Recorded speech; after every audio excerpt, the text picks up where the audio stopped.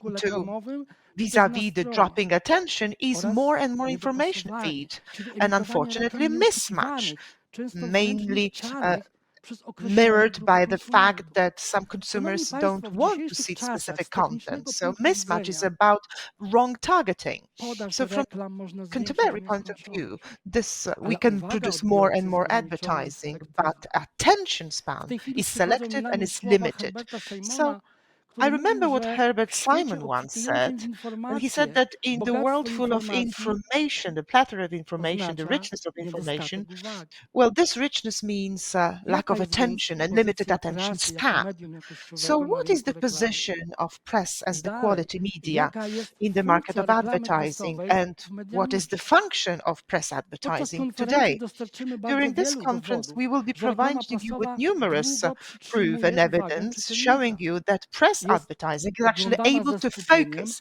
and keep czytana the ze attention of zrozumieniem. our Co audience, to oznacza? To and oznacza, it is że read and uruchamiane understood są and it's apprehended. głębokie i What that długotrwałe procesy means is that poznawcze. we are triggering long-term Reklama cognitive też wywołuje processes. pozytywne emocje.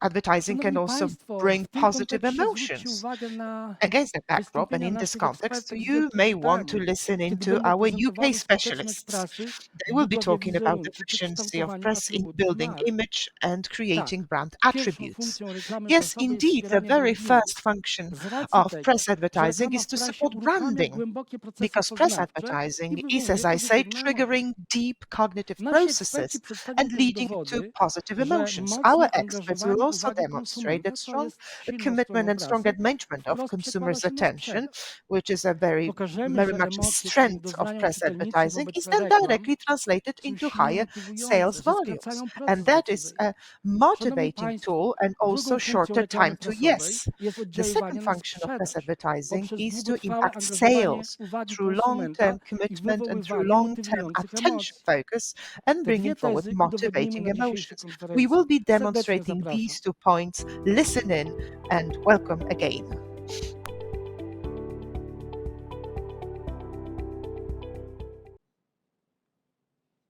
Przechodząc do prezentacji naszych gości, So moving chciałbym on to serdecznie our przywitać pierwszą presentations, let me bid prelegentkę. warm welcome to the Niki first West z speaker, firmy Newsworks. Niki West from Newsworks to Newsworks. organizacja marketingowa Newsworks is a pracująca na marketing rzecz gazet organization ogólnopolskich w that Wielkiej works Brytanii. for Niki, zarządzając General strategią Plus in obsługą the klienta, UK.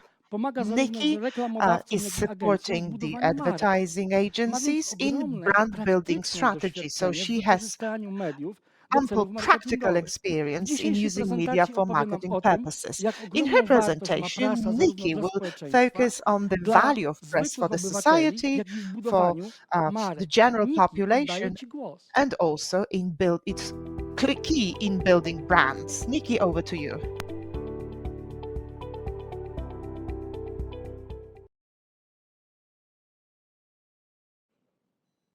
Szanowni Państwo, bardzo przepraszam, mamy w tej chwili Ladies and problem gentlemen, z I do połączeniem z Niki, apologize dlatego for some pozwolę sobie technical problems. przedstawić kolejną We prelegentkę. will then Witam ciepło naszą move to another prelegentkę Annę speaker. Sampson z firmy Magnetic. Warm welcome Magnetic to to Anna agencja Sampson from marketingowa Magnetic. działająca na rzecz Magnetic is a magazynów marketing konsumenckich w agency Wielkiej working Brytanii. for consumer Anna od magazines in the 20 UK. lat zajmuje się strategią For the rozwoju last dla 20 firm, od years, Anna startupów has po dealt duże with agencje. Pomaga development reklamodawcom strategies from uzyskać jak startups najlepszy to zwrot z large inwestycji agencies, w and różne she formy promocji. helps Anna clients get opowie o tym, jak return ważna on jest investment. uwaga Anna odbiorcy will talk poświęcona about paying reklamie i jak attention to and how uwaga rozkłada się na important poszczególne attention media. is and Serdecznie how it dziękuję, że that is zgodziłaś się distributed podzielić z over nami various media. swoim And olbrzymim thank you doświadczeniem i for niezwykle kindly agreeing ciekawymi to share wynikami your badań. experience and Anna, most oddaję Ci interesting głos. outcomes of your studies. Anna, over to you.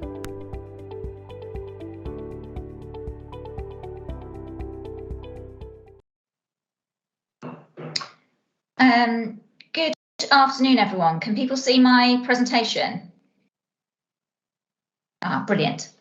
Hello, morning, afternoon, everyone. I'm glad to be up first after some tech issues this morning. So I'm here from Magnetic, the marketing agency for magazines, and I've got a presentation to take you through, which is all about attention. So in today's media landscape, attention to advertising matters more than it ever has. There seem to be more times and places where we can capture the consumer's attention, yet I'm sure you will have seen that numerous studies show attention to advertising is declining. Attention is a finite resource and we are in danger of overexploiting it. There are only so many hours in the day, obviously. When it comes to attention to advertising, it seems the more we try to squeeze attention out of consumers, the more they find ways to defend against it. Digital detox, banner blindness, and ad blocking are all symptoms of an advertising ecosystem that is overloaded. In our rush to embrace all the new ways that we can reach the consumer, to continually mine and measure this using the new tools of digitalisation and data, we are focused too heavily on eyeballs. The remedy for all of this is to shift to quality attention. We need to appreciate that not all attention is equal. Quality attention is not just clicks. It can't be measured by eyeballs alone. It's about time well spent. It's about focused and immersive attention. 2 years ago, Magnetic embarked on a study of attention to advertising. We have conducted a number of projects in print and online. This presentation summarises our key findings. From our initial studies into attention in terms of print environments, we know that targeted media, such as magazines, newspapers and cinema, command the most focused top-down attention. Consumers are more likely to state that they are doing other things while consuming broadcast media, such as television, and divided attention is inherently competitive. Advertising has to work harder to compete with the alternative. Whereas with magazines, newspapers and cinema, the thing that they have in common is that they are all self-selecting and in most cases paid for.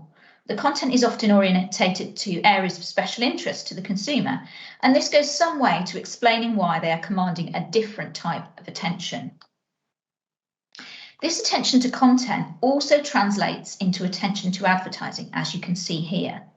Now, these two pieces of data are based on claimed attention, but we have also measured attention in other ways, including neuro measures and eye tracking.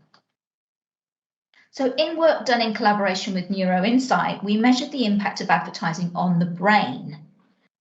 They use a technique called steady state topography, SST for short, so that you can avoid the tongue twister that I just encountered.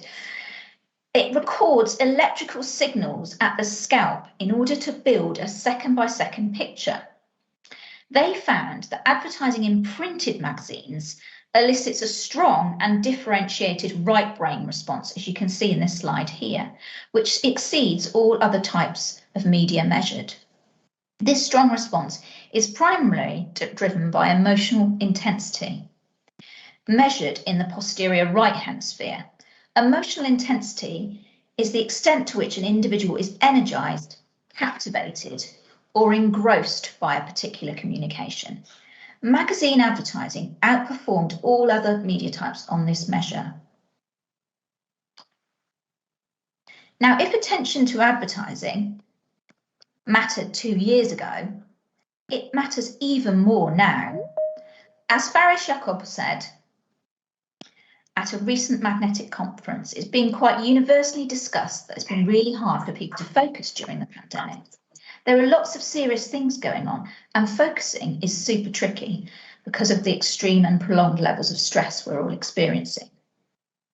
And as we emerge into the post-pandemic world, as well as digital and e-commerce acceleration, which is obviously happening, we are also witnessing a counter trend, according to a new report by Mediacom.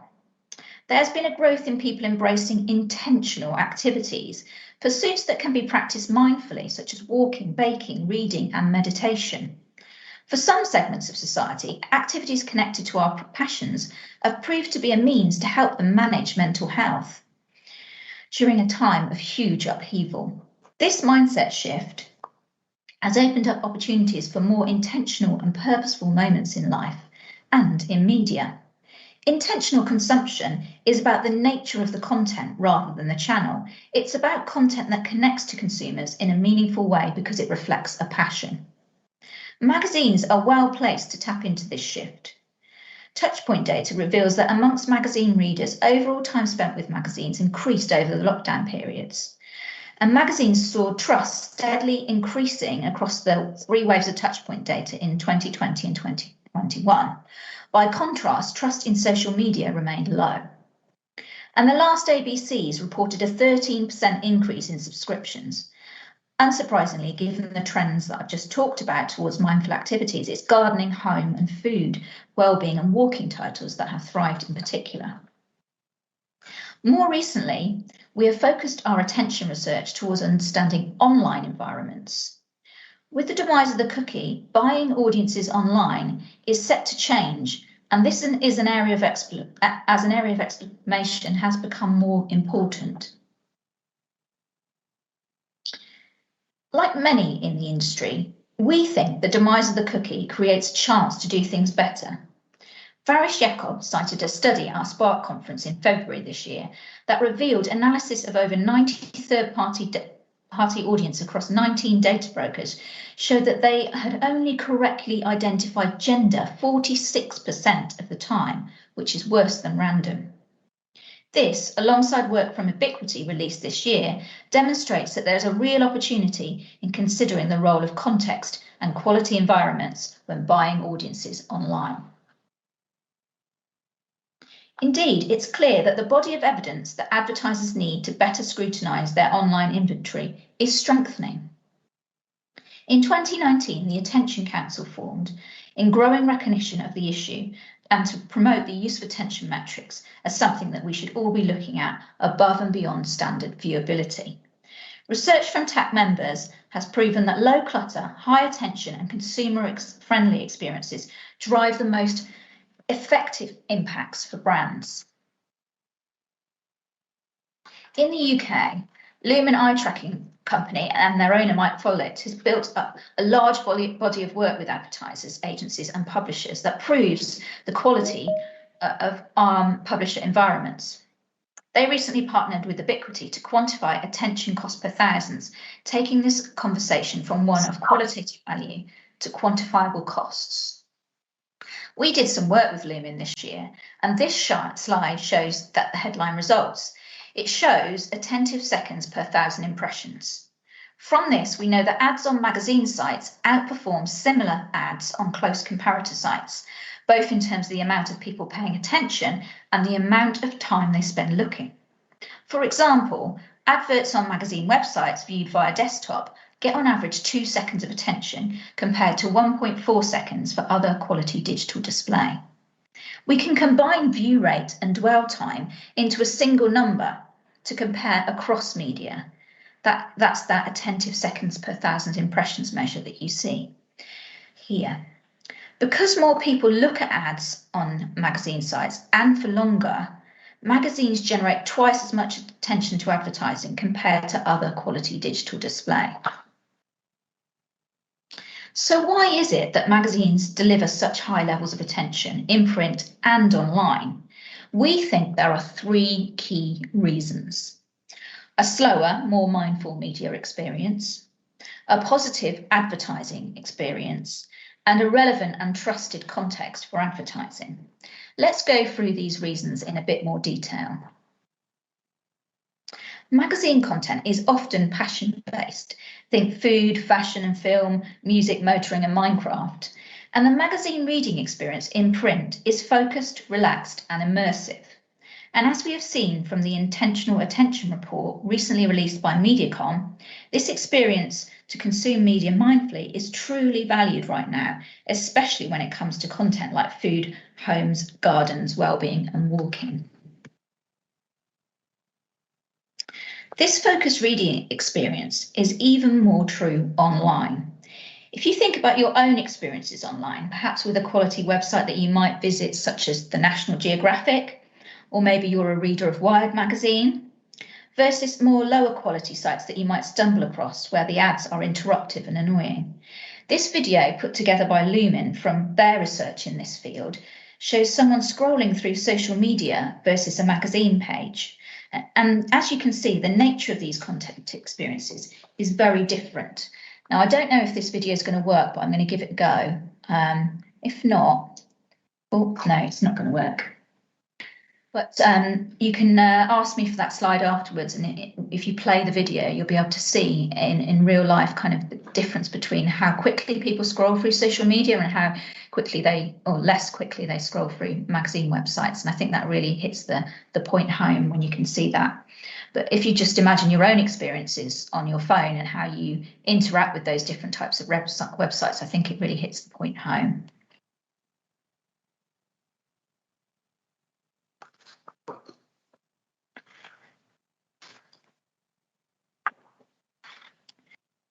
Also, consumers find magazine advertising to be more relevant than other advertising in other channels. Hang on, sorry. If you want people to pay attention to your advertising, you need to create positive advertising experiences. A white paper published by the AA in 2019 urged the industry to do more to improve the consumer experience. At the time, outgoing president and Unilever Chief Marketing Officer Keith Weed called for the industry to tackle the issue of bombardment in an effort to turn around long-term decline in public trust in advertising. The AA carried out a survey of 2,000 UK adults to create a framework of the factors that influence person views about advertising, and bombardment was found to be the biggest issue. This was made up of the following factors: excessive volume, repetition, obtrusiveness, and irrelevance of ads. Now, with magazines, advertising is seen as part of the experience. 57% of consumers agree with this, the highest score for any channel. Consumers tend to experience magazine advertising more positively than advertising in other channels. In magazine environments, there are lots of opportunities for advertiser objectives and consumer interests to collide, which is probably why magazine advertising is the most welcome type of advertising. That's the holy grail for advertisers, isn't it?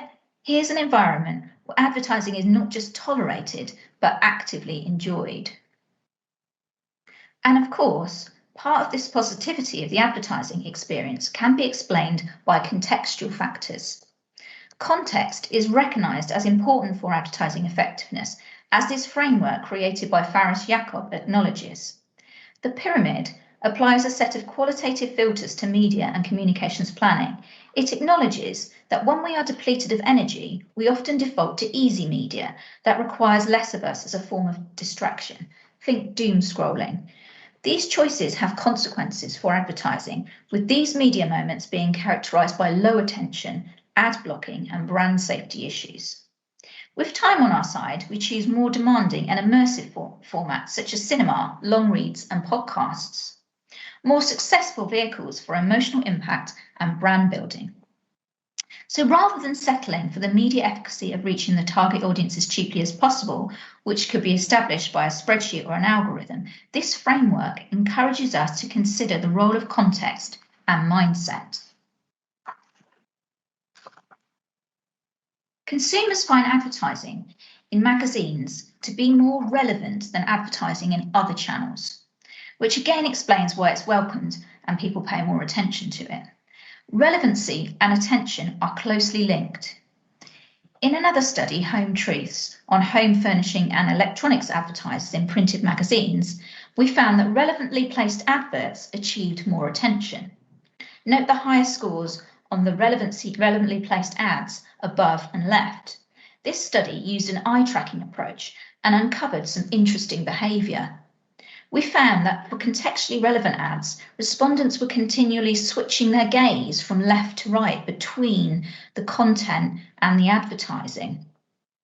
Adverts placed in these environments experienced on average 8 times the number of double takes, that flipping between one side and the other, demonstrating the impact of advertising and editorial working in perfect synergy.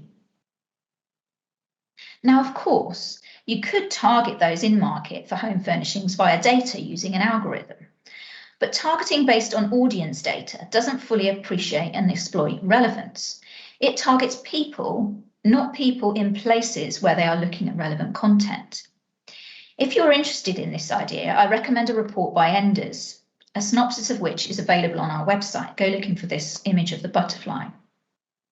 This report talks about the value of a message being overheard by others in a shared community.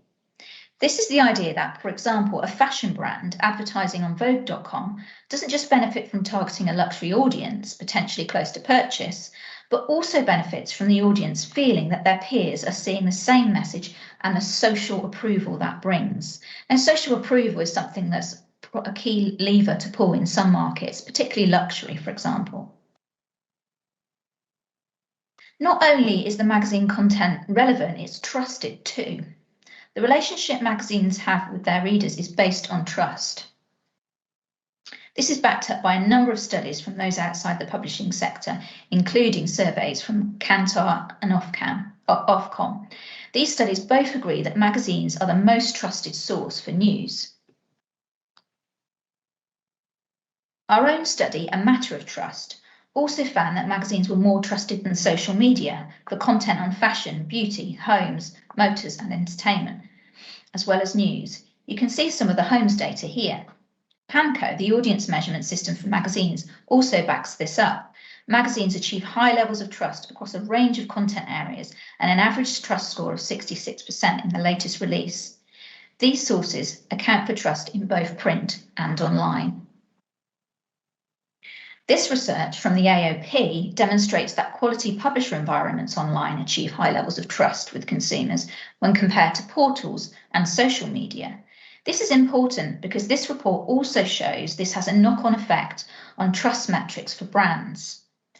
Trusted content ensures your brand gets the right kind of attention. It ensures a brand-safe environment and a positive halo effect on the brands that advertise there. So hopefully I've shown that magazines in print and online deliver attention and explain some reasons why. And attention to advertising matters because increasingly there is evidence that it's linked to sales. Work done by Karen Nelson-Field and published by Walk, shown here, evidences this relationship. Also, a report done by the Attention Council and its members, including a number of clients, pulls together a plethora of case studies that link attention to business outcomes. Furthermore, advertisers like Mars, ABI, British Gas and Coca-Cola are already planning their advertising campaigns based on attention and seeing results. Are you ready to join them and deliver more effective advertising campaigns? With the demise of the cookie, the recent surge in print subscriptions, and a consumer trend towards more mindful media consumption in the post-pandemic world, the opportunity for magazines as a high attention environment has never been greater. I hope you have found this presentation useful for your conversations with advertisers. Magazines really do deliver immersive and focused media experiences, which translate into high levels of attention to advertising. In a world where consumers increasingly find commercial messages annoying and strive to avoid them, the time is now to embrace the opportunity provided by the slower and mindful media experience, positive advertising environment, and relevant and trusted context of magazines to supercharge the power of your advertising campaigns.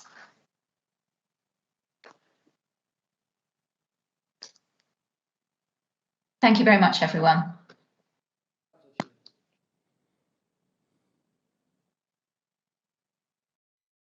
Bardzo dziękuję.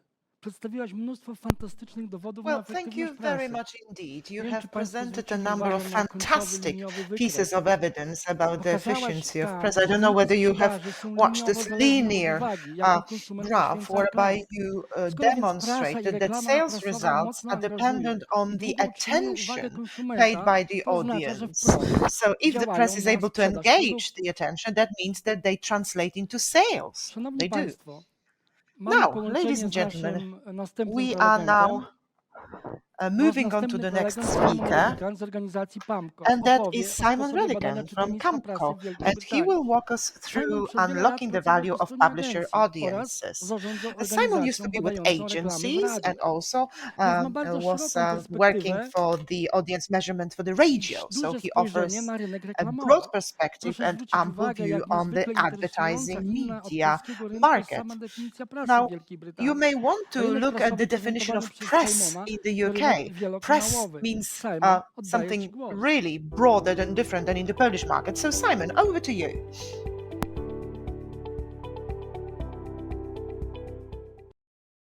Hello, everybody. Let me just share my presentation with you. Just give me a second.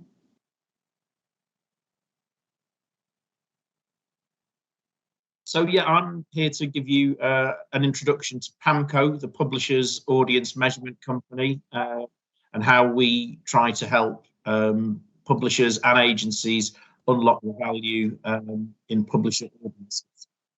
So what I'm going to talk to you about today is very briefly just a quick overview of the market, the broader market research landscape in the UK, then a little bit about PAMCo, how we collect the data, what's in the data set, and using the PAMCo data. So obviously, you know, we've never had more data for advertisers, agencies, and publishers to use. PAMCo very much sits in the audience measurement segment below that line. So, you know, if there were to be a funnel, we're very much about who, how many, how often, and, you know, using that for people to plan and trade their advertising campaigns. There are a number of media metrics for publishers in the UK. PAMCo does audience measurement for UK national newspapers and for magazine media. GICREG is the body who we work very closely with. They collect data for regional and local newspapers. ABC is the circulation body, so they audit how many physical copies of magazines and news brands are sold. And then we also have TGI in the UK, Target Group Index, which is a private data source owned by Kantar, but they use PAMCo data to weight their estimates for news brands and magazines. And that's very, TGI is very sort of focused on specific brands, and you can see what the media consumption of your brand is within there. Apologies, I thought I got rid of this build. So PAMCo is a joint industry currency. So the established media in the UK, television, radio, outdoor, and now mail have joint industry currencies. So we are, the logo that you see there that says JIC on it is something we all use. And that's because we have a sort of quite a unique funding approach. So we are run as a not-for-profit. We are owned jointly by the magazine industry, the news brand industry, and the agencies, so via the Institute of Practitioners in Advertising, and ISBAR, who are the advertiser body, sit on our board. And what that means is that the data that we provide to people is industry data. It's not sales data. And I think that fundamentally is about giving people confidence in the estimates that are produced. So what we produce is cross-platform estimates of reach in a single view of each platform, or in any combination therein, or in totality. PAMCo evolved from something that was called NRS, the National Readership Survey, that had been around for about 60 years. And PAMCo is very much an acknowledgement that we're now in a sort of multi-digital environment. And NRS used to publish print estimates on a monthly basis. We produce cross-platform estimates, and you can look at daily, weekly, or monthly reach. So far more detailed and granular. In terms of our methodology, 3 years ago, we ran an RFP process to get a new digital-first methodology. There's a number of ways we do this. So like a lot of developments in audience measurement, what is beginning to happen in a complex world is where in the past you might have had one data set and one source of information. You now have multiple sources, and then data integration takes place to put those to create one new data set. So what PAMCo does is it has 22,000 face-to-face interviews that we conduct, and they are nationally representative. The key thing is we want a gold standard representative of the UK population, so that the estimates are as credible as they can be. What we were in the process of doing as we went into lockdown was already looking at how some of that face-to-face interviewing could become more online based. So what used to happen is our partners at Ipsos Mori, who won the RFP, they would send interviewers out to people's houses, and they would sit down with a laptop and go through a 30-minute questionnaire where they would find out demographic information, readership information, and lots of lifestyle information. What we obviously couldn't do in a pandemic was get interviewers to go into people's houses. So we did an awful lot of testing in a very quick period of time, and we now have developed a new mixed methodology approach. So what that involves, we found out the importance of the interviewers because they ensure that we get a quality sample. But what the interviewers do is they're now often an interviewer. So now lockdown rules have been relaxed. If people still want to do a face-to-face interview, they can. But what we're finding is that most people will accept to take part in an online survey, and there's still a large chunk of people who aren't online in any meaningful sense. About 30% in the UK aren't really online every week, and a lot of those people will complete a paper questionnaire. So those interviewers and facilitators get us our print estimates, our demographic estimates, but people obviously can't remember what they've done online, and that's where we partner with Ipsos Iris. There's a body in the UK called UCOM that appoints the digital supplier of audience data. Last year it was ComScore. It's changed in the UK to Ipsos Iris, and we use the industry currency. So we've gone with Ipsos Iris. That they have got a single source panel that tracks people's online behaviour, not just in published media, but across all different digital sites, as you'll see in a moment. And therefore Ipsos take data from both of those two sources, complete a data integration where they look at what the duplications are between different platforms, and I'll show you that in a second, and that gives us the total audience figures. So what is in the data set? I've already said that there's readership by platform, but there's a lot more depth and breadth of information than that. Anna's just been sharing with you some of our engagement figures. So there are sort of softer but no less important measures that are very important in planning. There's demographic and lifestyle information. In fact, because we were forced into reassessing our methodology because of the pandemic, we've updated the demographic information. A lot of advertisers and clients now want information on gender, sexuality, ethnicity, and disability. So all of that information is in the PAMCo data set. Interestingly, news brands and magazine media are very, very representative of the UK in terms of their own profile, which is obviously an advantage versus some other media. And also we have lots of data on advertiser sites, so I'll show you some of that. So published media remains in rude health in the UK. In fact, in some ways its reach has never been bigger. 94% of people every month are consuming news brands and magazines. You know, that's sort of counter to some of the sort of challenges that people have said, well, you know, is the news brand or magazine sector finding things tough? I think the advertising market is tough, but the fundamentals of the business have never been stronger. And actually, if you look at that in comparison with some of the other platforms that we measure, actually news brands and magazines are more popular with consumers than Facebook or a Google in terms of their reach. We also look within the overall market. You can look at news brand data, which is on that chart, or you can look at magazine data. You can look at this data on as I say, a monthly basis, a weekly basis, or a daily basis. And you can also drill down into individual brands. So here's an example from The Sun, which shows you these organograms, very useful for salespeople to see why an advertiser ought to add digital to a print campaign, or indeed to add print to a digital only campaign, and make the case that advertisers should advertise across all of the brand's platforms.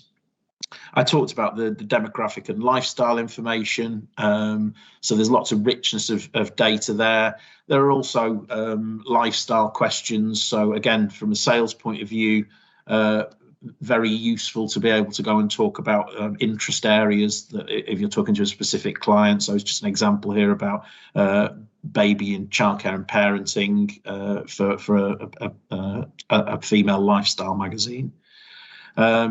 Similarly, there's lots of data about what people like to do with purchase intent, etc. So a real richness of data. And Anna shared some of these engagement scores earlier. So, it's very strong that not just the number of people read, but the fact that they're very engaged with the titles and the brands that they look at, and it's a good environment in which an advertiser can put relevant messaging. We also have data in terms of time spent with either sectors or with individual titles. And again, if you use time spent as a proxy for engagement, there's some really powerful stats here. I talked about advertiser sites. So if you're going to go and see a specific advertiser, we, as part of the data set, you probably can't see that slide, but basically what that shows is that we're able to correlate the performance, not just of magazine, media and news brands with clients' digital properties, but we can also compare that across the whole market. So you can see what the propensity would be of a news brand, for example, versus Google or Facebook, for visiting Sky, big TV broadcaster, for visiting their digital properties. One of the other key things is to try and extend the usage of the data. Traditionally, it had been used in sort of implementational planning.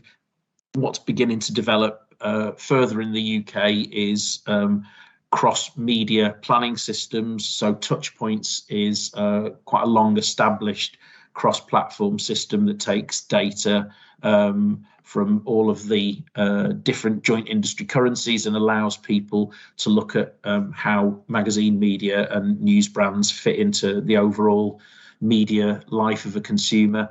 And similarly, agencies in particular are developing their own planning tools, and PAMCo data is available to those agencies who are members of the IPA. So Omnicom Group, for example, take our data for their Analect systems. Similarly, in the UK, PAMCo data is bought by Planning Bureau, Computer Bureau, and that's the way that most agencies and publishers access the data. And then on PAMCo's own website, there's access to some top line data and then a subscriber section for further information. I've talked earlier about COVID and how it's basically forced us into evolving the methodology, and actually the main lesson of COVID really, I think, was the importance of the interviewers and the importance of a high quality sample to get the credible estimates. Future developments really, I think, is very much in the sort of ease of usage. A lot of the planning systems and trading systems for news brands and magazines are in legacy systems, and I think if anybody here has ever used Facebook Ad Manager, for example, it's a really easy and intuitive system to use. You could argue that the data isn't as robust as the data we have, but the user experience is certainly a lot easier. So the industry is looking at that. The other area of exploration for the industry is to look at linking outcome data, so increases in brand health, increases in consideration, etc., with audience data. Again, the tech giants are very good at giving post-campaign reports that link those two things, and I think there's a lot that can be learned from those, and we're exploring that. So in summary, as I say, we're the joint industry currency. I think that model works very well in the industry because it gives people that objective, transparent and accountable audience data. We're not trying to produce sales data. We're trying to get as good a view of the truth, the best estimate that we can. And because of our sort of unique funding model, it means that both buy side and sell side can use the data with a large degree of confidence. PAMCo allows people to market, plan and trade their audience across platforms, individually or in combination, which was something that NRS previously couldn't do. And increasingly, I think the industry channel planning tools are important, and PAMCo data feeds into those and makes the case for sector level investment decisions. So that's me. I have to finish after my aligned time slot, but I think I've got a little bit of time for questions if anybody has any.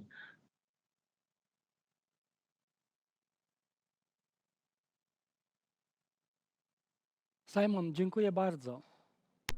Thank you very much, Simon.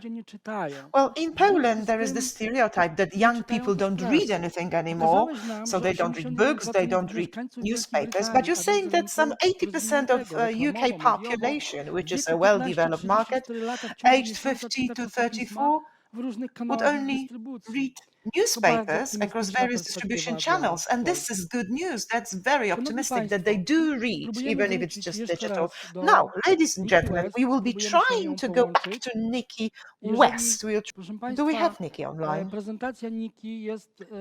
Okay, Niki's presentation is very interesting because it is about British press.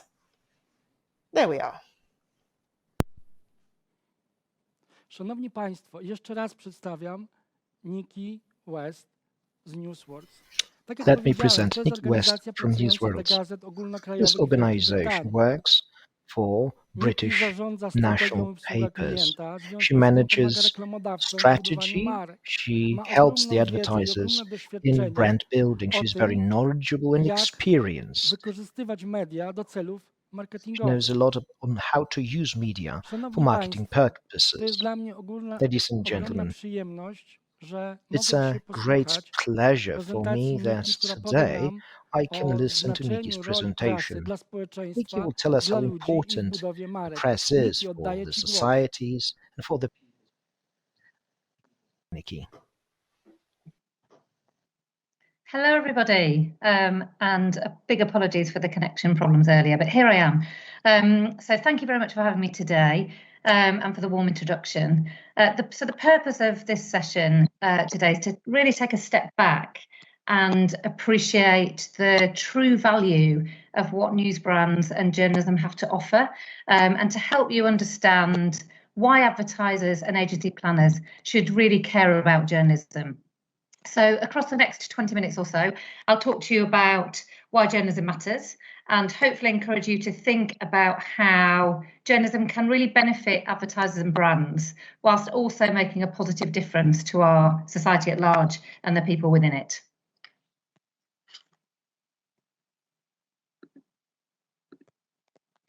So our key message is that journalism matters to the nation, it matters to people, and it also matters to brands, you know, to inform them, to entertain them, to campaign for them, and to really raise the issues that matter. And I think, you know, journalism also matters to advertisers because growing audiences make it possible to reach people across the nation in a trusted, meaningful way, with agility and a human touch like no other medium. And I think it's because of this that news brands are effective at driving positive business benefit for advertisers. So I'm going to show you a short film now, which will hopefully bring this to life.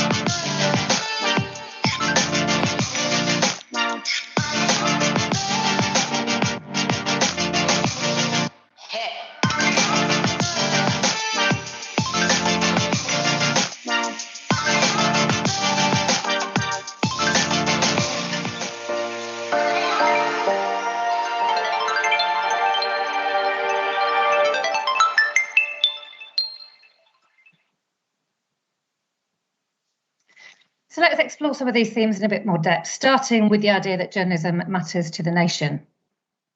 Now, newsbrand journalism plays a crucial role in both reflecting and supporting society, reaching every corner of the nation. And record audiences rely on newsbrand journalists for the analysis and the news and information that they can trust, to really ask the difficult questions and to hold power to account and to uphold our democratic right for free speech. And I think, journalism is essential to our democracy, and it helps society to retain its coherence.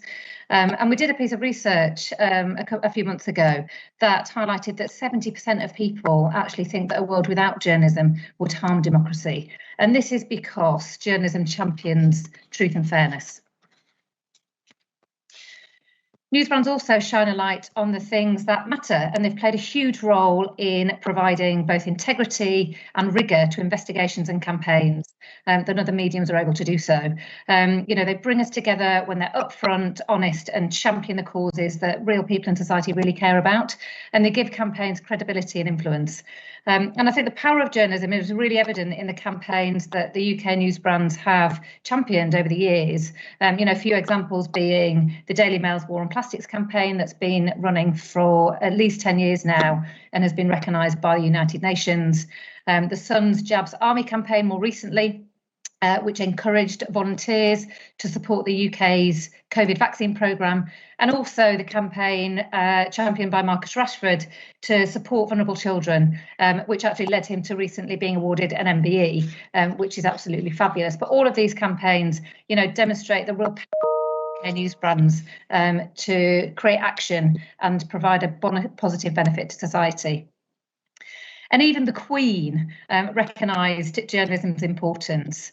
And in an open letter to the News Association during the outbreak of COVID, the Queen wrote, as our world has changed dramatically, having trusted, reliable sources of news, particularly at a time when there are so many sources competing for our attention, is absolutely vital. And what better endorsement could you get than from the Queen herself?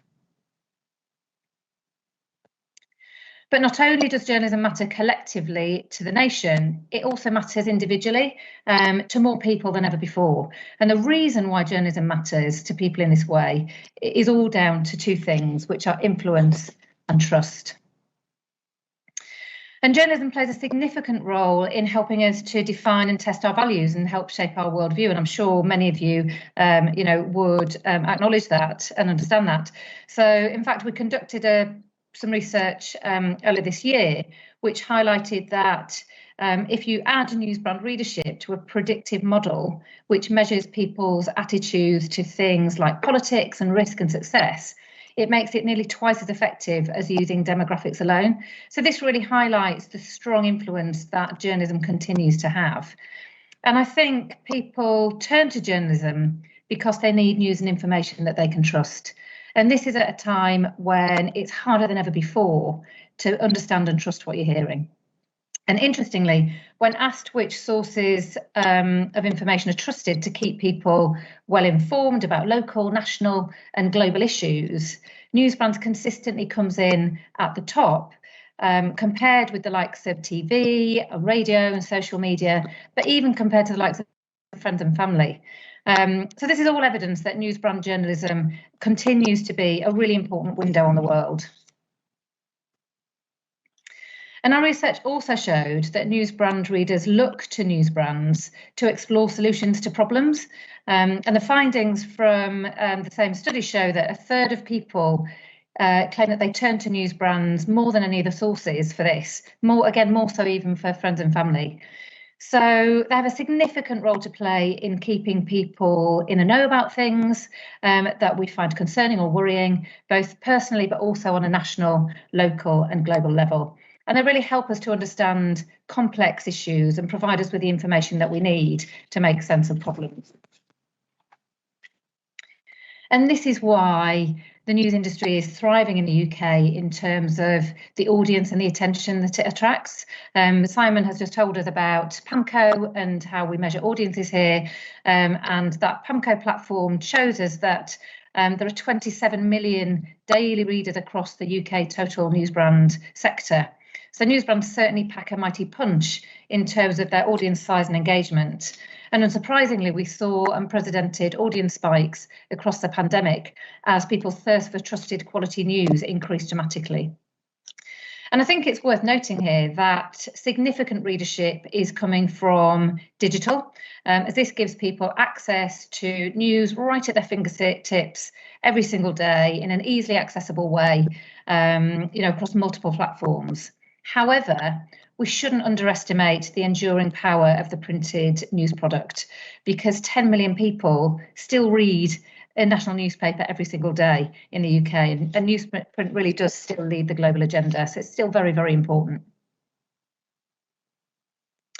And because journalism matters to people, it should also matter to brands. And this is because it has a unique ability to land new messages at speed every single day, most importantly at scale. And it goes beyond providing news, information and entertainment, and really emotionally engages and inspires readers, which is exactly what brands are also trying to achieve. And it provides an environment in which advertisers can attract the attention of readers, increase message attention and boost brand response.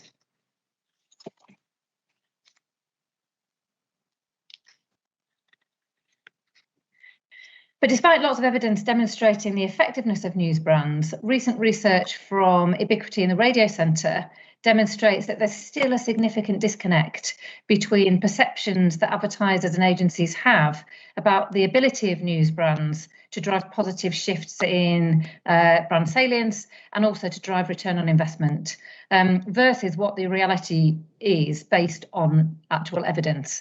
And this is really what we're here to challenge as the trade marketing body for the news industry.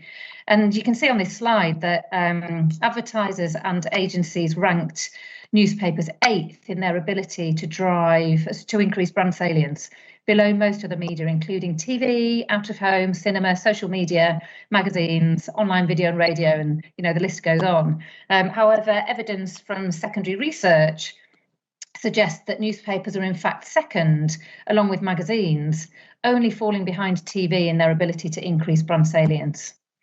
And similarly, when looking at return on investment, advertisers and agencies ranked newspapers 8th again, below that long list of other media in their ability to increase campaign return on investment.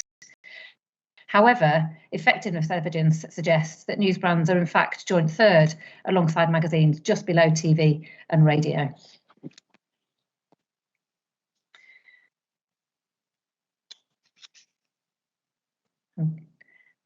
And the positive impact of investing in journalism is very evident when you dig a bit deeper. So let's have a look at some of the evidence.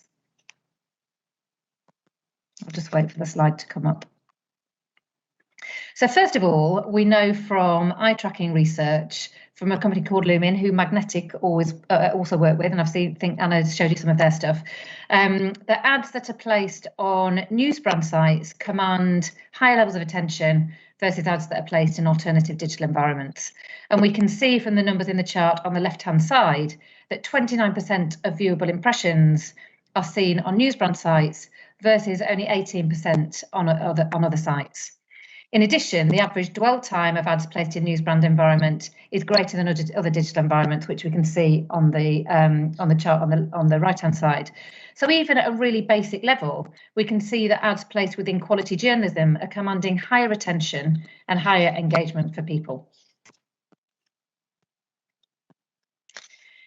If we dig a bit deeper, one of the findings from a neuroscience study is that the same digital ads stimulate very different brain responses depending on where they're placed across the internet, and that advertising in quality environments such as journalism elicits higher levels of message retention in people's memories.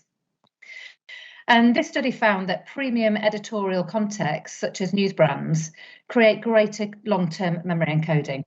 And long-term memory encoding is essentially a measure of how much activity is happening in the parts of the brain where memories are stored, and essentially reflects that measure of message retention.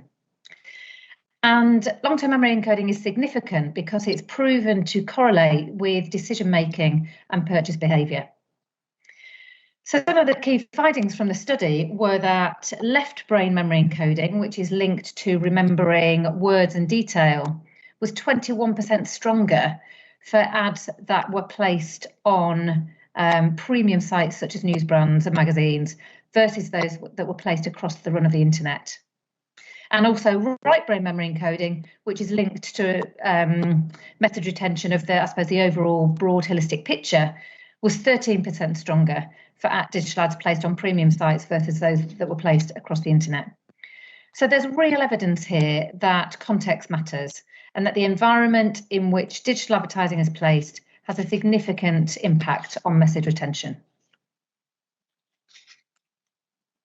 And we also know from the findings of a study called Value of Quality, which we conducted in collaboration with Group M, that ads placed within a digital news brand environment drive better engagement and better brand response than ads placed across the open exchange. So just looking at some of the numbers that you can see on the chart here, again, on a very basic level, digital ads placed in the quality environment that news brands offer were just more likely to be seen. The study showed that 81% of ads placed in a quality environment was seen versus 52% of ads across the open exchange. So there's a significant difference there. And this corroborates what we've already seen from some of the Lumen work that I spoke about earlier. In addition, people respond much more favourably to digital ads in a quality environment, and they're much more likely to consider the brand. So brands appearing in a quality environment are 19% more likely to be remembered and 10% more likely to be recommended. And this increased attention, message retention and engagement and brand response that advertising in a quality environment such as news brands promotes follows through to conversion. And we can see here that conversion rates for ads placed on news brand sites are 51% higher compared with other websites.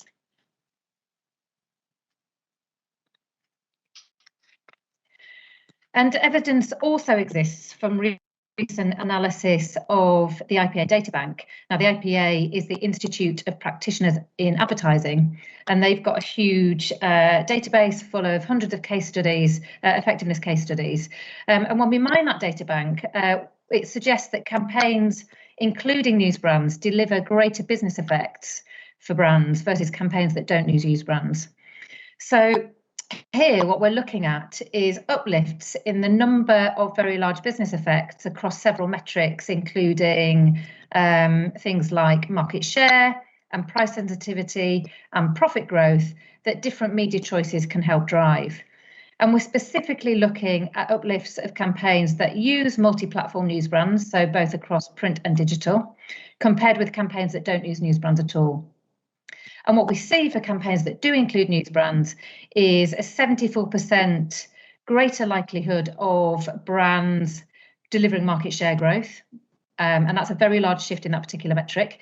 We also see a considerable improvement in price sensitivity and a 58% more campaigns that use news brands are 58% more likely to deliver very large profit growth because campaigns that include multi-platform news brands achieve greater volume growth at greater margins, which in turn means a positive impact on profit.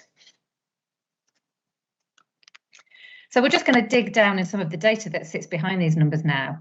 So here we're looking at how the percentage of case studies reporting very large effects increases from no news brands being used on the grey bar, on the left to one news brand being used, one news platform being used on the middle bar in yellow, to two news brand platforms being used in the blue bar. And what you see here is a consistent picture with growing improvements to market share, price sensitivity, and also profit as brands commit even greater to the use of news brands. And so the evidence is really clear that use of multiple news brand platforms is best practice and drives best results for advertisers. More recently, the use of digital news brands is driving these increases in very large business effects. And what we can see in this chart is a comparison between campaigns that didn't include digital news brands in the yellow versus those that did include news brands in blue. And again, it's really clear here that the campaigns that did include news brands were more likely to experience positive uplifts across all three metrics. So the research shows that the ability of digital news brands to drive effectiveness for brands is growing ever stronger, and they're increasingly doing the heavy lifting.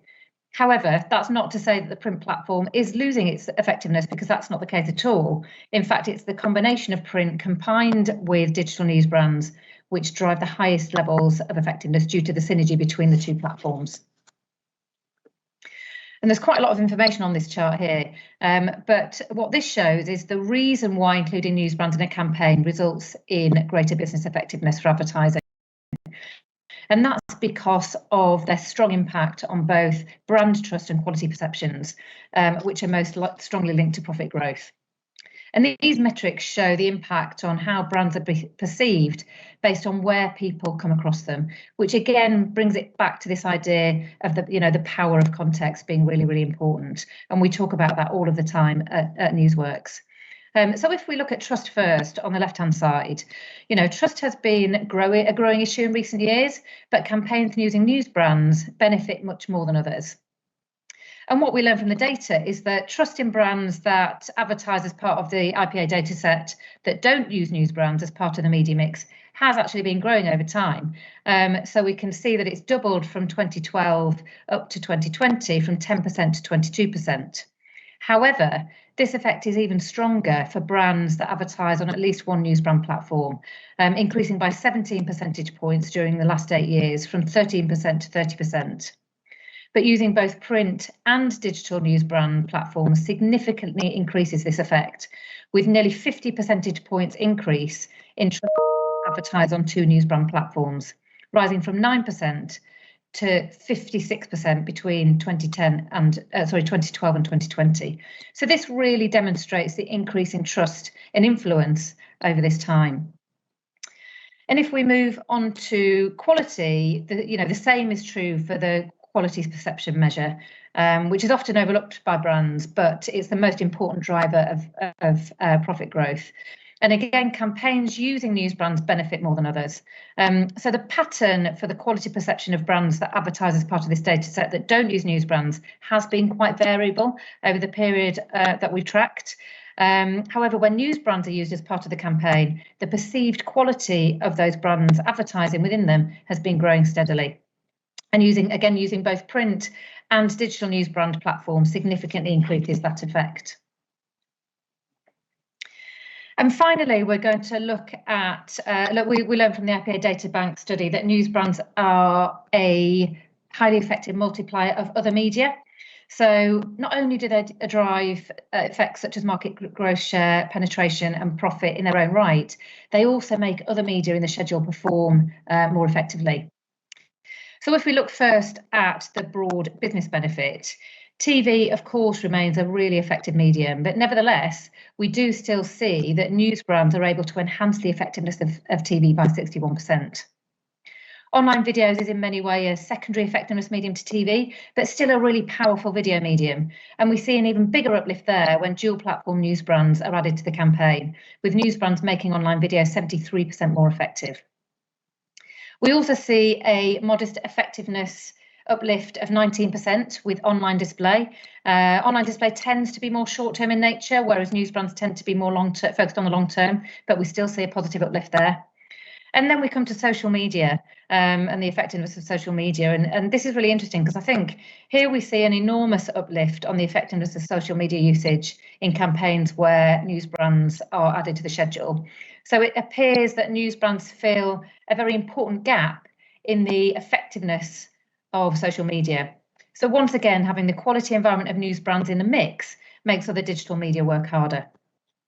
And not only do news brands increase the business effectiveness of other media, but they can also enhance some of the underlying brand effects, such as trust and quality, by a significant margin. And you can see lots of numbers there on the screen, which I won't talk you through, but very positive effects there. So that's almost it for me today. What I've shown you is a very whistle-stop tour which has hopefully helped you to appreciate the true value of what news brands and journalism have to offer and understand why advertisers and agency planners should really care about responsible journalism. Because journalism matters to the nation, it matters to people, but I'm sure for a lot of you out there, most importantly, it really matters to brands because it can drive effectiveness. Advertisers are seeing more positive and longer term business effects when they invest in news brands. Because as the evidence suggests, campaigns using news brands attract more attention, engagement, and also message retention. However, we've also seen that news brands have a particularly potent effect in terms of building brand trust and also brand quality perceptions for brands that advertise within their professionally curated environments. So before I go, I'm going to leave you one final thought, and that is, as well as provoking positive business benefit outcomes for brands, investment in news brands will also help return much needed trust to advertising and play a significant part in the sustainability of journalism, ensuring that people have access to a well-rounded media ecosystem that includes trusted quality content, which I'm sure you'll all agree is vital in upholding a democratic society. Thank you very much, everybody.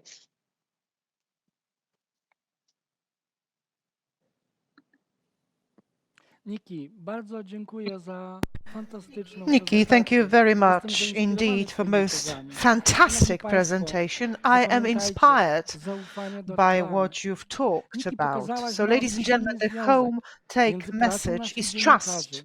a You have efektywnością demonstrated kampanii strong reklamowych. correlation Pokazałaś, between że the praca work of our dziennikarzy ma journalists wpływ and na budowę efficiency and marek, effectiveness ale również of przyczynia our się do brand zysku building reklamodawców. exercise. You also said Dowiodłaś, that że this prasa świetnie translates nadaje się into do sales brandingu. success. Dziękuję You've ci bardzo. demonstrated that press can do a Szanowni great państwo, job in branding. przyszedł And czas w tej now, chwili na ladies and prezentację gentlemen, PBC. Zanim jednak we przejdę will do now naszych move on prezentacji, to pozwolą PBC. państwo, że zrobię Before, krótkie however, I wprowadzenie. do so, I will start W with a planowaniu brief kampanii introduction. reklamowych w prasie, tak jak w In innych planning mediach, advertising znaczenie campaign ma in the zasięg, press ale as well as zasięg in other czego? media, scope is of Inne utmost media importance. podają But zasięg when we programu say scope, telewizyjnego what is lub it that liczbę we wyświetleń mean? reklam, Some ale media nie would jej say scope is about zauważalność. broadcasting Prasa nie volume, on the podaje amount zasięgu of medium, clicks, ale and so on. realny zasięg But reklamy. press would Polskie never badania really czytelnictwa realizują w tym be able celu to put the finger pasywny z on their wykorzystaniem definition. eye That is trackera, why pomiar what we're using is zauważalności an reklam eye oraz tracker, pomiar namely the passive uwagi i tracking skupienia of na tych reklamach. advertising attention and how Pasywne much we badanie reklam focus dostarcza our również wiedzy na attention on temat jakościowych advertising. wskaźników konsumpcji Passive reklam. tracking will also give us Obecnie w PBC qualitative skupiamy się na pomiarze tego, co się dzieje między uwagą indices. So in czytelnika na reklamie, a PBC, jego we are now reakcjami measuring emocjonalnymi, jakie consumers' ta reklama u reactions niego and wywołuje i w emotional konsekwencji, jak to się przekłada reactions na caused by zakup produktu i advertising, usług. and then how would that Zaprezentujemy teraz translate dwa into the raporty z naszych purchasing badań. decisions? We will now present you with two Szanowni reports from państwo, our own studies. teraz And so, przez chwilę wcielę się w rolę prelegenta i I opowiem will państwu o now put relacji on my speaker's czytelnik-konsumer, hat and o walk tym, you jak through the emocjonalne consumer zaangażowanie w tytuł reader relation. I przekłada will się na also talk about emocjonalne the way zaangażowanie w emotional reklamę. engagement translates into better efficiency of advertising. Szanowni państwo, tytuł mojej prezentacji And czytelnik now, konsumer, ladies jak and prasa gentlemen, wpływa na decyzje this is the title of zakupowe. my presentation, Reader Consumer, How Na Can Press wstępie Influence powiem, co to są Purchase badania Decisions? engagement.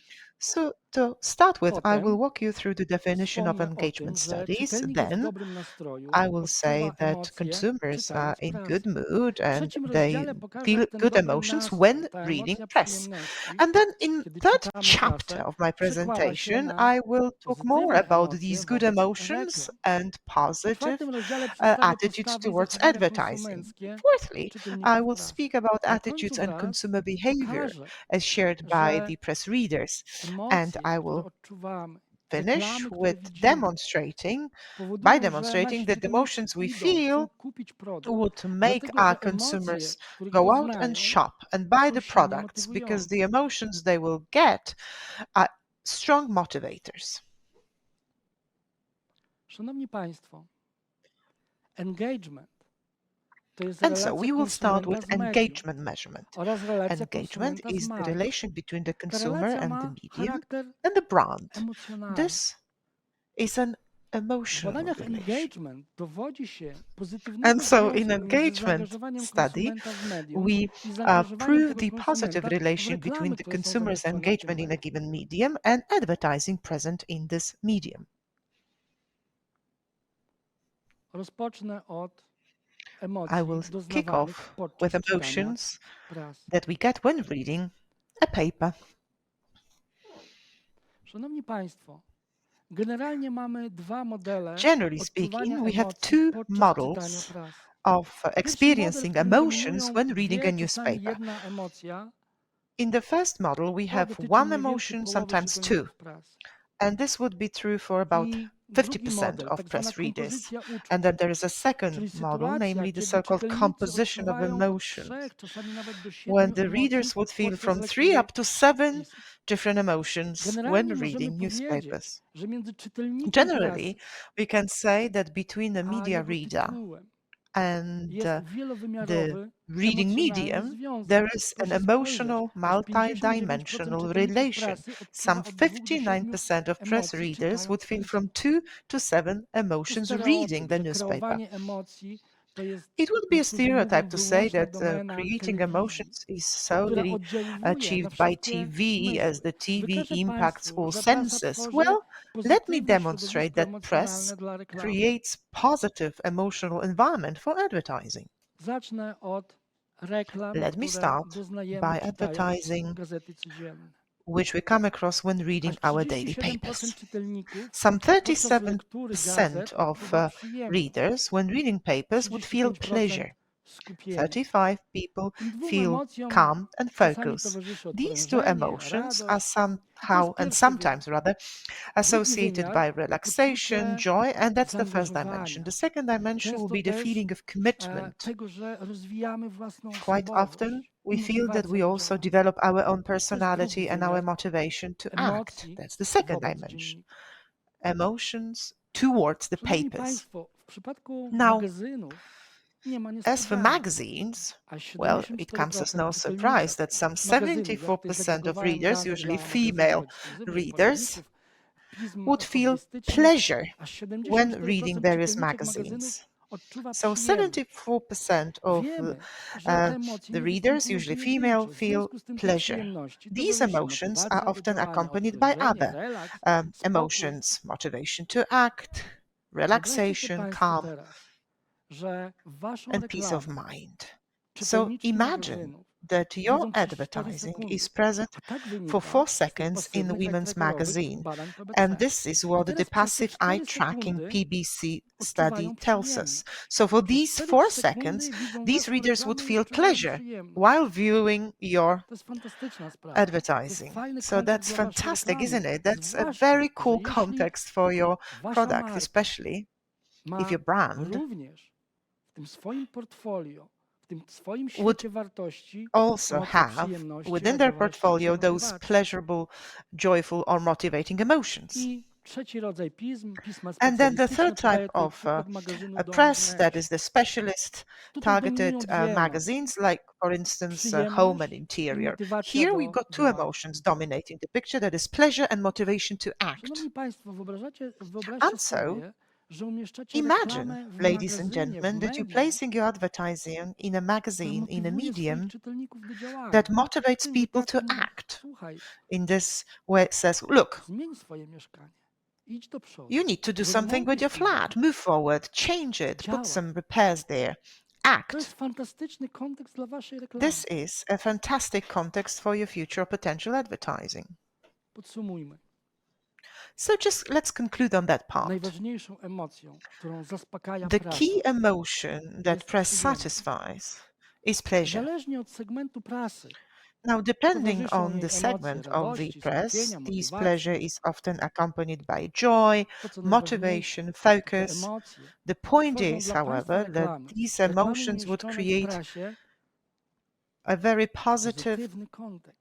and Ale też intensive bardzo context intensywny. for your Proszę advertising. Państwa, It's both chciałbym to positive bardzo, and bardzo highly mocno intense. podkreślić. Let me To emphasize nie that jest once again. kontekst w reklamie to nie jest tylko kwestia tego, że jak na przykład Advertising context is not that, you know, if I'm a car manufacturer, I would want my ad to be next to say, fantastic vehicles, right? Remember, context is also the context of values or value proposition or emotional context for that matter. So this is our reader. That's what we think our reader is. You know, in good mood, feeling pleasant, experiencing pleasure. Okay, let's move on to the second dimension of our study, that is passive eye tracking. Well, we never asked our respondents what is it that they think about the ad. We simply studied psychological and social facts. So when we were performing the eye tracking, people were reading the papers, watching the ads. Our algorithms were simply measuring which ads would focus their attention and for how long. And so for these ads that people focused on, we simply pulled 5 different ads from different industry lines, and then we would show these ads to our audience and ask them, with the use of different scores, what is it that they felt when watching or reading this ad? And what would they be willing to do now?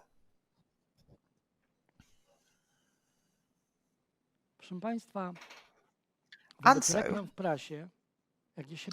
as for press ads, well, we actually can study that quite at length with psychological facts. And the facts are that there are positive emotions dominating the picture. Many people said, yes, I'm most interested. And then you can see 38% of people who viewed the ads would say that they felt pleasant about it. 34% would say, I feel joyful. 27% said, I'm surprised.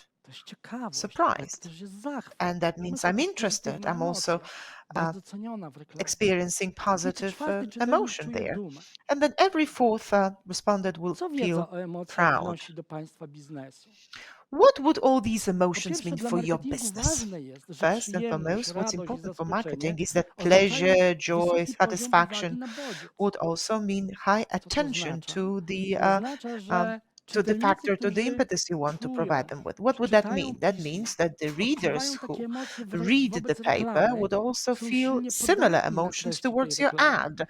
And that means that they are pretty vulnerable and that they will be ready to activate various cognitive powers, cognitive processes. And I will show these cognitive processes later. That's one thing. And the second thing, emotions such as joy or pleasure mean that you are motivated to get to your goal. You focus on the award. These emotions also mean that the consumer will be able to take on more risk. Okay, let me try that product. I'm gonna buy it. Why not? Well, let me try something new. I'm used to a certain brand, but I'm gonna try something new. And these would be caused by these positive emotions. So generally speaking, the decision-making process is quicker. Then this feeling or emotion of pride is very interesting. What is pride all about? Well, pride, so feeling proud means we feel well about ourselves. We do appreciate ourselves. So a brand presented at the ad is somehow enriching myself. It's somehow making me prouder and proud of what I am, or proud of the decisions I've made. Well, I did a good job. Nice job buying that. So just let us recap. I've just demonstrated that the emotions created by press would have motivating impact on the decision-making process. So time to yes and time to purchase is quicker. I did mention the impact of emotions on cognitive processes. Now look at that graph. Readers would treat ads as sources of knowledge about the product. So let's start from right-hand side. Some 50% of them would say that press ads enrich their knowledge about the product. But of course, what we want to look mostly at is those medium bars.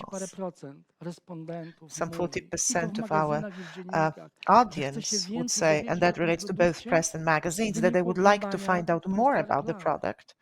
and that they want to watch or read more ads to do so. That means that these people are already within the decision-making process. They are analyzing, reviewing, they are talking to other people, that maybe they are already considering alternatives. So the percentage of those cognitive processes hits is higher than the response we got that press ads are interesting. And this difference is a deficit of creation, deficit of the way, deficit between what the ads create and what we perceive. So just let's recap on this part of my presentation. I demonstrated that there is a positive emotional relation between a paper and the ad placed therein. I've also demonstrated that people feel positive emotions while viewing the ad, and some 90-95% of press readers do see it, do notice it. These ads cause the feeling and emotion of pleasure, joy, excitement, and pride.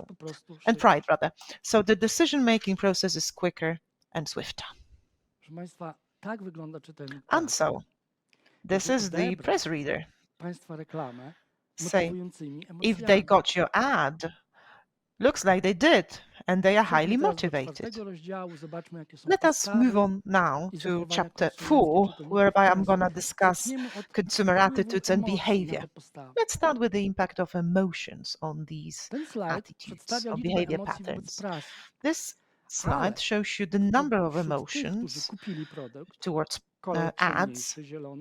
Now, this dark green is among those people who have purchased the product, and lighter green shows you the people who are only at the beginning of the purchase decision, only analyzing information about the product. So if you look at 48 to 43, in both groups, at the last bar, would feel all these 5 emotions. This is the most right bar. So this is this emotional environment. Some 1/3 would feel between 3 or 4 emotions. If you now focus on the left-hand side of the graph, you can see that basically if there's no emotion, there's no purchase. So this emotional relation among the buyers is multidimensional. Okay, let us move on to some specific examples of the emotions among decision makers.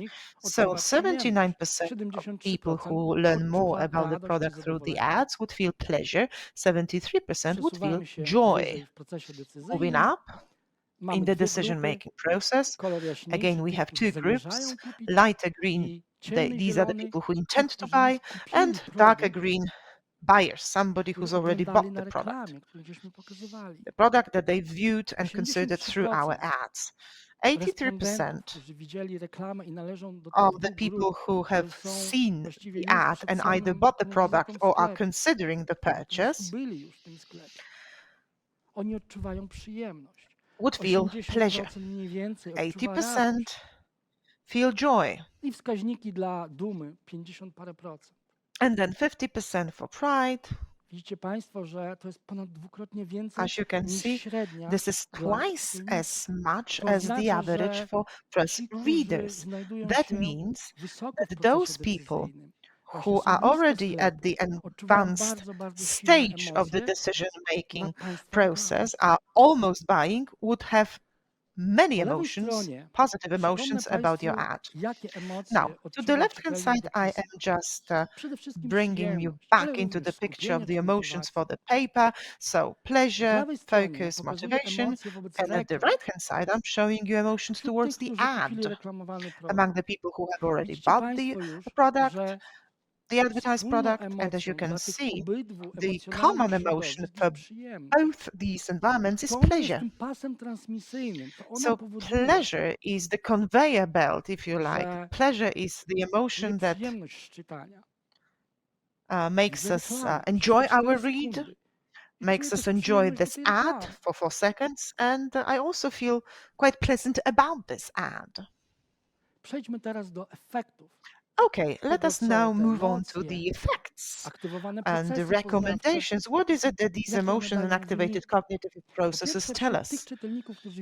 Now, among the readers who've seen the ad, and this is the group that we can actually poll every month or so, some 25% say, well, I will be glad to recommend that brand that I've seen on the ad. So if you look at purchase consideration, we're moving up in the decision-making process. Some 37% would say, I would like to find out more about that product. I'm considering it. It's worthwhile my attention. And some 15% is saying, yes, I do consider purchase. Now, of course, this is not the sum total for all the ads. This is just the average. Is 15% a lot? Well, if you get into our program and pick and choose those who read press and who see our ads, now, and you can extrapolate that this would mean 1.8 million people are considering the purchase. And so, let us now move on to the purchase itself. Well, we know from our studies who was reading what kind of advertisements was being watched, and then we showed the same factor again and scored it, and then we asked, did you buy that product in the final analysis? Some 23% who've seen the ad said, yes, I did buy that product. And so we asked them, will you buy it again? And then 29% said, yes, I'm planning to buy it again, to repeat my purchase. So this orange color is of top importance. Every fifth press reader is a reader that has already bought and will repeat the purchase. So this speaks of high loyalty there. And so press is not only creating brands and shaping brands, as demonstrated by our British speakers, but it also impacts sales. Now, the sales results in Poland are measured with a bit of a different methodology than in the UK, but they are showing very much the same pattern. And so a press reader who has reacted positively towards your ad is already shopped and bought your products. And so in the final chapter, I have demonstrated the impact of emotions on all purchase attitudes, on the recommendation, on purchase consideration, on the intention to buy, and on the purchase itself. So let's conclude. Press creates an emotional environment that supports purchase. It also increases the power of the brand and the power the brands have on decision-making of the readers. So a press reader, after seeing an ad, would want to buy a product because the emotions the readers feel are strongly motivating. And that was it. Thank you very much for listening into my presentation. Drodzy Państwo, z ogromną przyjemnością wracam do swojej podstawowej roli prowadzącego. Przed nami drugie z wystąpień PBC. Witam w studio Piotra Góralewskiego, który zajmie się analizą wyników badań trackerowych, reklam w PBC. Piotr z perspektywy analityka danych opowie nam dzisiaj o tym, że reklama prasowa jest nie tylko oglądalna z dużą uwagą, czytana ze zrozumieniem. Chcę to podkreślić. Mamy, że reklama gdzieś przemknęła, mamy jakąś świadomość. My mówiliśmy o tym, że czytelnicy prasy widzą reklamę z uwagą i skupieniem. A Piotr chce pójść dalej, pokazać, że to, co jest napisane, ten tekst, państwa własności produktu, przyjemność silnika, oszczędność paliwa, że to wszystko jest czytane jest ze zrozumieniem. Dotychczas nie było na tej empirycznych dowodów, i dzisiaj Piotr nam je przedstawi. Piotrze, oddaję Ci głos.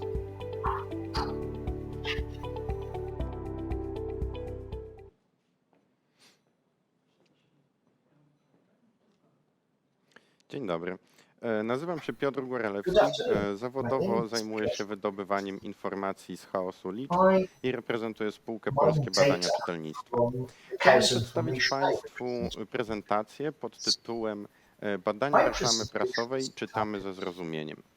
A ponieważ o czytaniu i rozumieniu będzie mowa, pomyślałem, że interesującym byłoby przedstawienie tej prezentacji w formie takiej opowieści o ponownym odkryciu reklamy prasowej.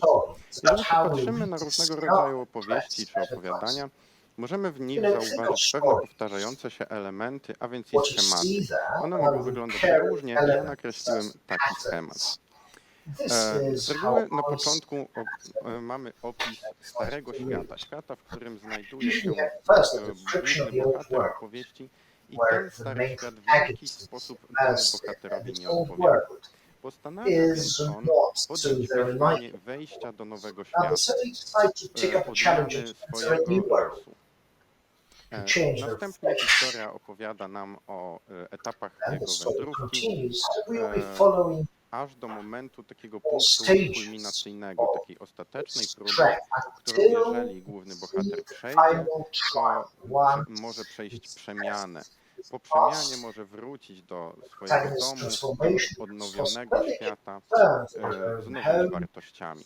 Być może komuś na myśl przyszedł Harry Potter albo Wiedźmin, czy też opowiadania Tolkiena. Z reguły ten schemat się sprawdza i chciałbym, żeby sprawdził się również w przypadku tej prezentacji. Będzie to taka nasza agenda. Zaczniemy oczywiście od początku i od opisu starego świata, tego jak wyglądały badania prasy w kontekście nowoczesnej analityki marketingowej. Dawniej reklama prasowa, tak jak i również inne reklamy, badana była na podstawie samego medium, a nie ona sama. Inaczej mówiąc, mieliśmy informacje o popularności czasopisma czy też serialu i na podstawie tego szacowaliśmy, jak skuteczna jest reklama w czasopiśmie czy też wyświetlona przed serialem. Z sprawą internetu nastąpiła dynamiczna zmiana rynku. Znacznie zwiększył się nacisk na dane i pogłębioną analitykę. Nowoczesne standardy wytworzyły wysokie oczekiwania wobec konkretnych danych.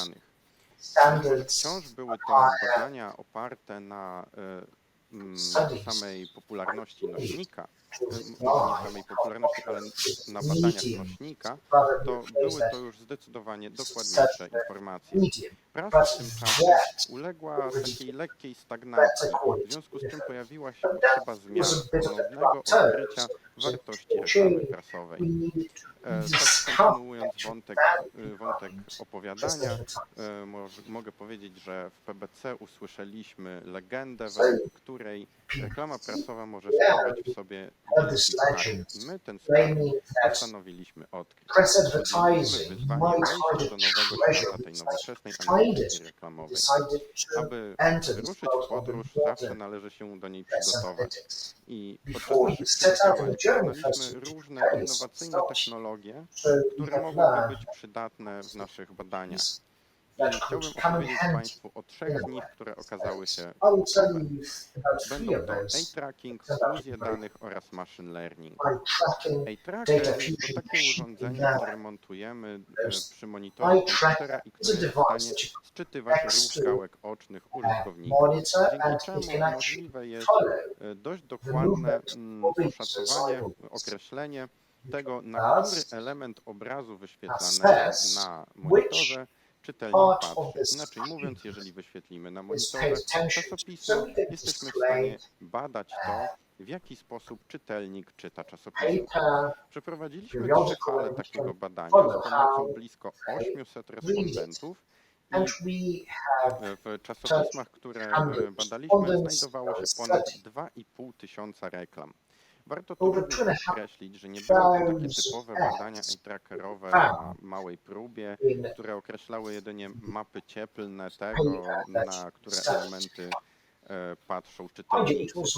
Zbieraliśmy tutaj dokładne dane o charakterze ilościowym.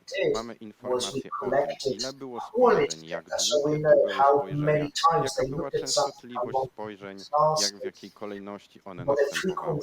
Te wszystkie informacje zbieraliśmy w zbiór danych, które następnie łączyliśmy z innymi. Tutaj opowiem o fuzjach danych. Jest to ogół technologii, które właśnie pozwalają na łączenie ze sobą różnych zbiorów danych po to, aby otrzymać w konsekwencji jeden większy zbiór zawierający więcej informacji. Za pomocą tego typu technik udało nam się stworzyć kompleksowy zbiór na temat reklam, czytelnictwa i sprzedaży. Ten zbiór natomiast wykorzystaliśmy do uczenia algorytmów machine learningu. Jest to taka grupa algorytmów, które są w stanie poprawiać swoją skuteczność poprzez ekspozycję na dane. Tak bardziej po ludzku oznacza to, że możemy pokazać algorytmowi zbiór danych. Ten algorytm szuka w tym zbiorze danych pewnych trendów, wzorców, powtarzających się schematów, nauczy się ich i będzie w stanie wykorzystać tą wiedzę na danych, których jeszcze nie widział, dzięki czemu możliwe jest na przykład prognozowanie pogody lub też odnajdywanie obiektów na obrazach. Mamy już więc wiedzę potrzebną do wyruszenia w ten nowy etap. Wyruszamy w związku z czym w podróż. I powiem teraz o pierwszym etapie naszej podróży, czyli zastosowaniu eye-trackera do uzyskania danych. Na początku naszej wędrówki skorzystaliśmy właśnie z eye-trackera i dzięki niemu nakreśliliśmy 4 wskaźniki: average, ad exposure time oraz real gross impression. Są to pierwsze wskaźniki zdolne już do badania skuteczności samych reklam, nie na podstawie popularności czasopisma. Dzięki nim możemy poznać skuteczność reklam, jak również całej kampanii reklamowej, na przykład przy pomocy real gross impression. Te wskaźniki określiliśmy już jakiś czas temu i są one dostępne w naszej przeglądarce PBC Planner. Zastanawialiśmy się jednak, czy to już jest wszystko, czego możemy dowiedzieć się o reklamach w prasie. Tak kontynuując ten wątek opowieści, czy to już jest ten wielki skarb, o którym mówiły legendy? Uznaliśmy, że nie, że to jeszcze nie jest to i że musi być jeszcze coś więcej.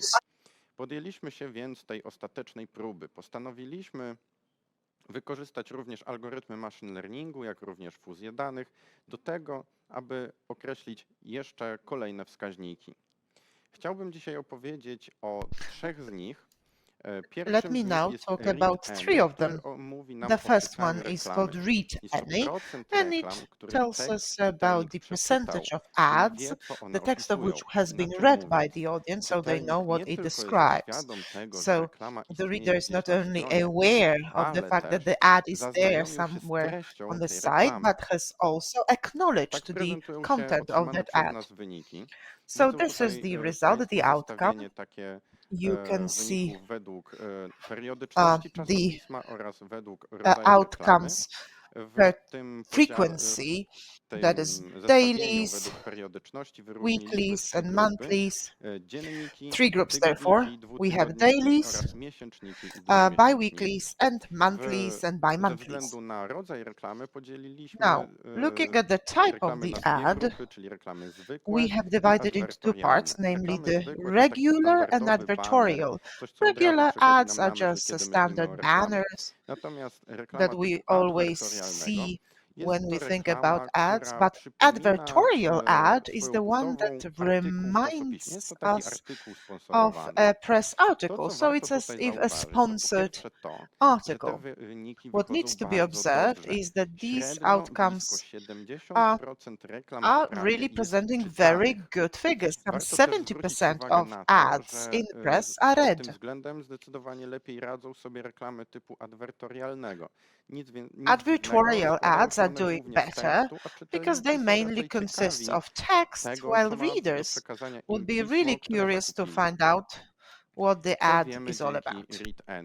Dzięki Redican wiemy, że reklamy w prasie są czytane, a What nie is it tylko that we oglądane. know about Oznacza Redican? We to, że know u that it's czytelnika read następuje or not. głębsze And przetworzenie then we know that the informacji. consumers will be Inaczej mówiąc, able po to prostu process odbiór tekstu information in a reklamowego. deeper way. So in other Kolejny words, the wskaźnik, który perception of udało the nam ad się is there. określić, to sens N, który odpowiada za rozumienie reklamy.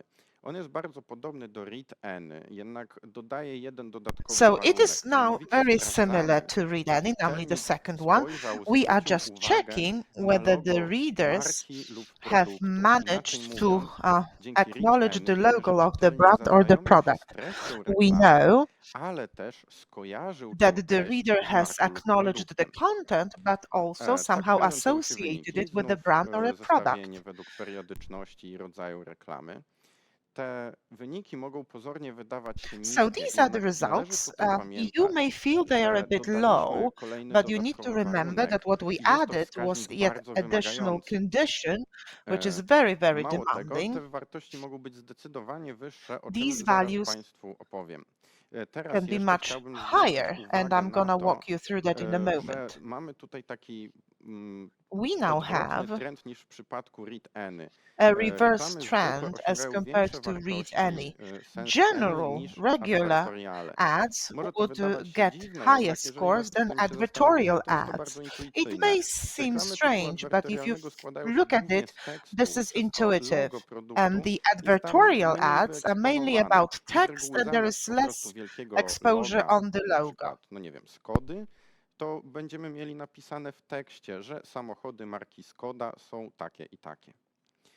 Co wiemy dzięki Sense N? Dzięki So Sense N Senseni, what does wiemy, it że tell us? czytelnik identyfikuje logotypy, It czyli tells grafikę us na that a reklamie, reader will jak również identify rozumy przekaz logotypes, reklamowy. the Oznacza images, but to, also że reklama tekstowa understands pozwala na the budowanie message. So wizerunku marki, press advertising również helps poprzez you to branding, build czyli taką your brand image spójną using branding identyfikację too. wizualną i komunikatu. So you have I this to właśnie comprehensive visual jakościowy identification of branding your może message. sprawić, że reklama w prasie Quality będzie niesamowicie branding skuteczna. might mean that press Teraz obiecane advertising przeze can mnie be very, zestawienie, very które efficient pokaże, że indeed. te wyniki mogą być And now something that wyższe. I've promised to Na you, slajdzie widzą showing Państwo to you dwa that results could be zestawienia. even Po better. lewej You stronie have two slajdu na tej things. On the jasnej left-hand części side, widzą on the Państwo, jak light radzą sobie background, reklamy you odzieży, see obuwia w odniesieniu do średniej wszystkich reklam w ads magazynach typu of PIT-u.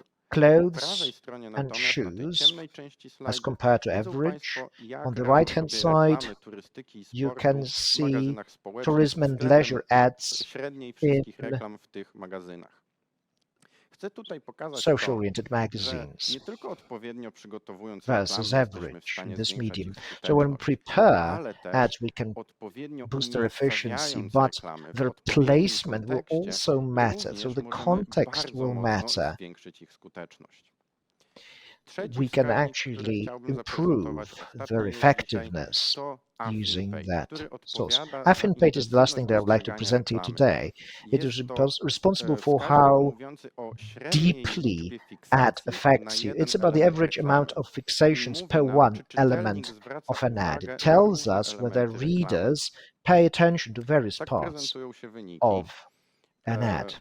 These are To, the co results. warto tutaj wspomnieć, to, że są one Now, bardzo wysokie. I Średnio should mention każdy that element results are very high. reklamy On jest average, every widziany bit przez of czytelnika advertising is ponad seen 3 razy. by a Ponad 3 reader razy, over jak 3 każdy czytelnik times. spojrzy na jeden So a element reader reklamy. will see Mało each tego, of te the wartości elements też mogą at być least 3 zdecydowanie times. These wyższe. values Jeżeli could be even higher, by the way. patrzylibyśmy na takie zestawienie, jak pokazywałem na poprzednim slajdzie, mógłbym You tutaj remember wspomnieć these o bars in the last slide? reklamach adwertorialnych na temat There are finansowy lub these nieruchomości. advertorial W ads tego typu reklamach related to często AFINPAGE finance. wychodzi ponad AFINPAGE 10 there fiksacji na jeden element reklamy. will Jest give to you over związane 10 na przykład z fixations tym, per że one w element tego typu of adwertorialach jest advertising. dużo In such wykresów czy advertorials, schematów, you will coś get a number of uzupełniających tekst. visuals, Pokazuje to graphs też that również, supplement the że text. taki wysoki wskaźnik pokazuje również, że te właśnie elementy graficzne dobrze Such good uzupełniają results tell treść you that the reklamy, jak visuals również ta treść supplement the dobrze content of the ad very współgra well, z and the elementami content is graficznymi. well aligned with the Co visuals. wiemy dzięki AFINPAGE? Dzięki AFINPAGE. wiemy, że What does it czytelnicy tell patrzą us? na różne elementy We reklamy. know that Oznacza readers to, pay attention to various parts of the ad. So a marketer can place more elements there, and thus your campaigns can be more complex. So you can use press advertising to build a brand image that will be deeper, that will have more dimensions. So we have passed the test. We have new indices. Now is the right time to tell you about the results of our study. How is it helpful? I could try to present it in a visual form. Such a graph could look like this. You have this funnel here. The higher you are in the funnel, the more exposure to advertising. The broader it is, the more content has been absorbed. Our indices help you to follow all these stages. You have various stages of decision making. You can follow those. We know that readers consume content better. It is deeper. Our indices help us to analyze advertising and to boost, as a consequence, their effectiveness. So we are back home, aren't we? To this old world that has been transformed by now. So what is this new marketing value that we have acquired thanks to our study? Let me return to this visual. I will discuss those various levels. Exposure, that exposure time. These are 2 out of 4 indices that I discussed at the very beginning. They are available in our search engine, our browser rather. It tells us that readers pay attention to ads. In other words, they care about it.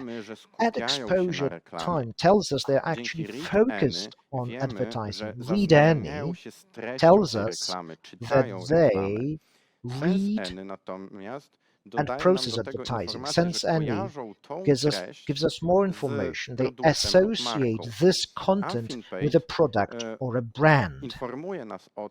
Affinpaid informs us that readers recognize a number of various elements of an ad. Now, what does it give us? In one sentence, press advertising helps us to build a multidimensional brand image. In other words, we can tell the readers that a product is cheap rather, but we can also tell them that it's useful and comfortable. In other words, we can give them more arguments to choose our product rather than something else. And this is where I would like to finish this presentation. Thank you very much for your attention. I hope you found it interesting. If you have any questions, I'll be happy to answer them during the Q&A session. Piotr, thank you very much. I'm actually fascinated by how precisely we can trace press advertising using those new tools. You showed us that in one element, and mind you, many were studied, there are 3 instances where it's looked at, and that means that these type of ads are very intense.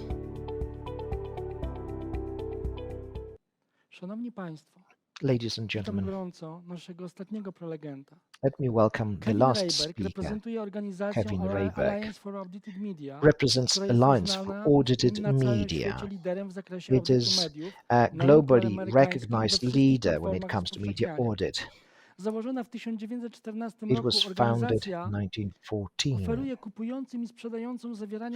And it offers buyers and sellers trusted information. There is trusted data. Kevin has got 20 years of experience when it comes to information media. He will tell us how important it is to have data that are immediately verified. Kevin, over to you.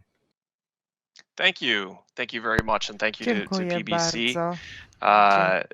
Dzień dobry, good afternoon, and good morning to those of you in the United States as well. I'm going to go ahead and share my screen here, and we will get started.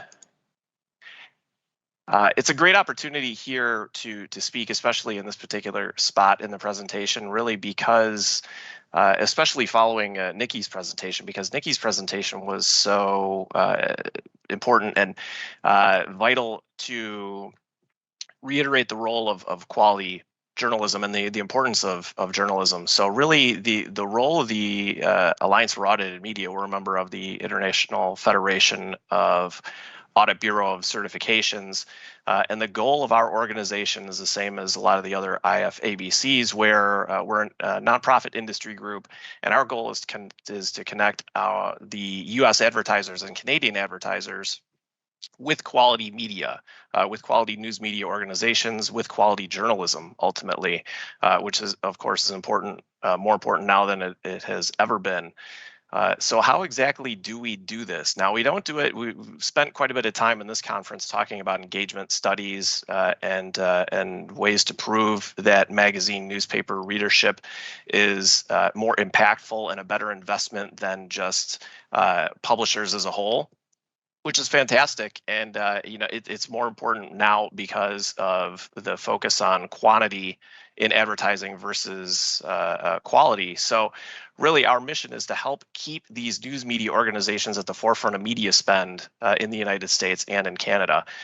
So really, I guess it's, for the purpose of this conference, it's important to kind of quantify what is a quality publisher, because that's who we want to help the most, those news media organizations that are considered the highest quality. And unfortunately, quality isn't a black and white term. Quality is subjective, really. Quality, it's best to think of it in the news media as a spectrum. So it exists all the way from completely fraudulent publishers who are just in it to steal money from legitimate advertisers, to legitimate publishers that are doing some iffy business practices and potentially overstating their audience. And then there are legitimate high quality publishers who adhere to best practices and do everything within their power to make sure that advertisers know that they can be trusted.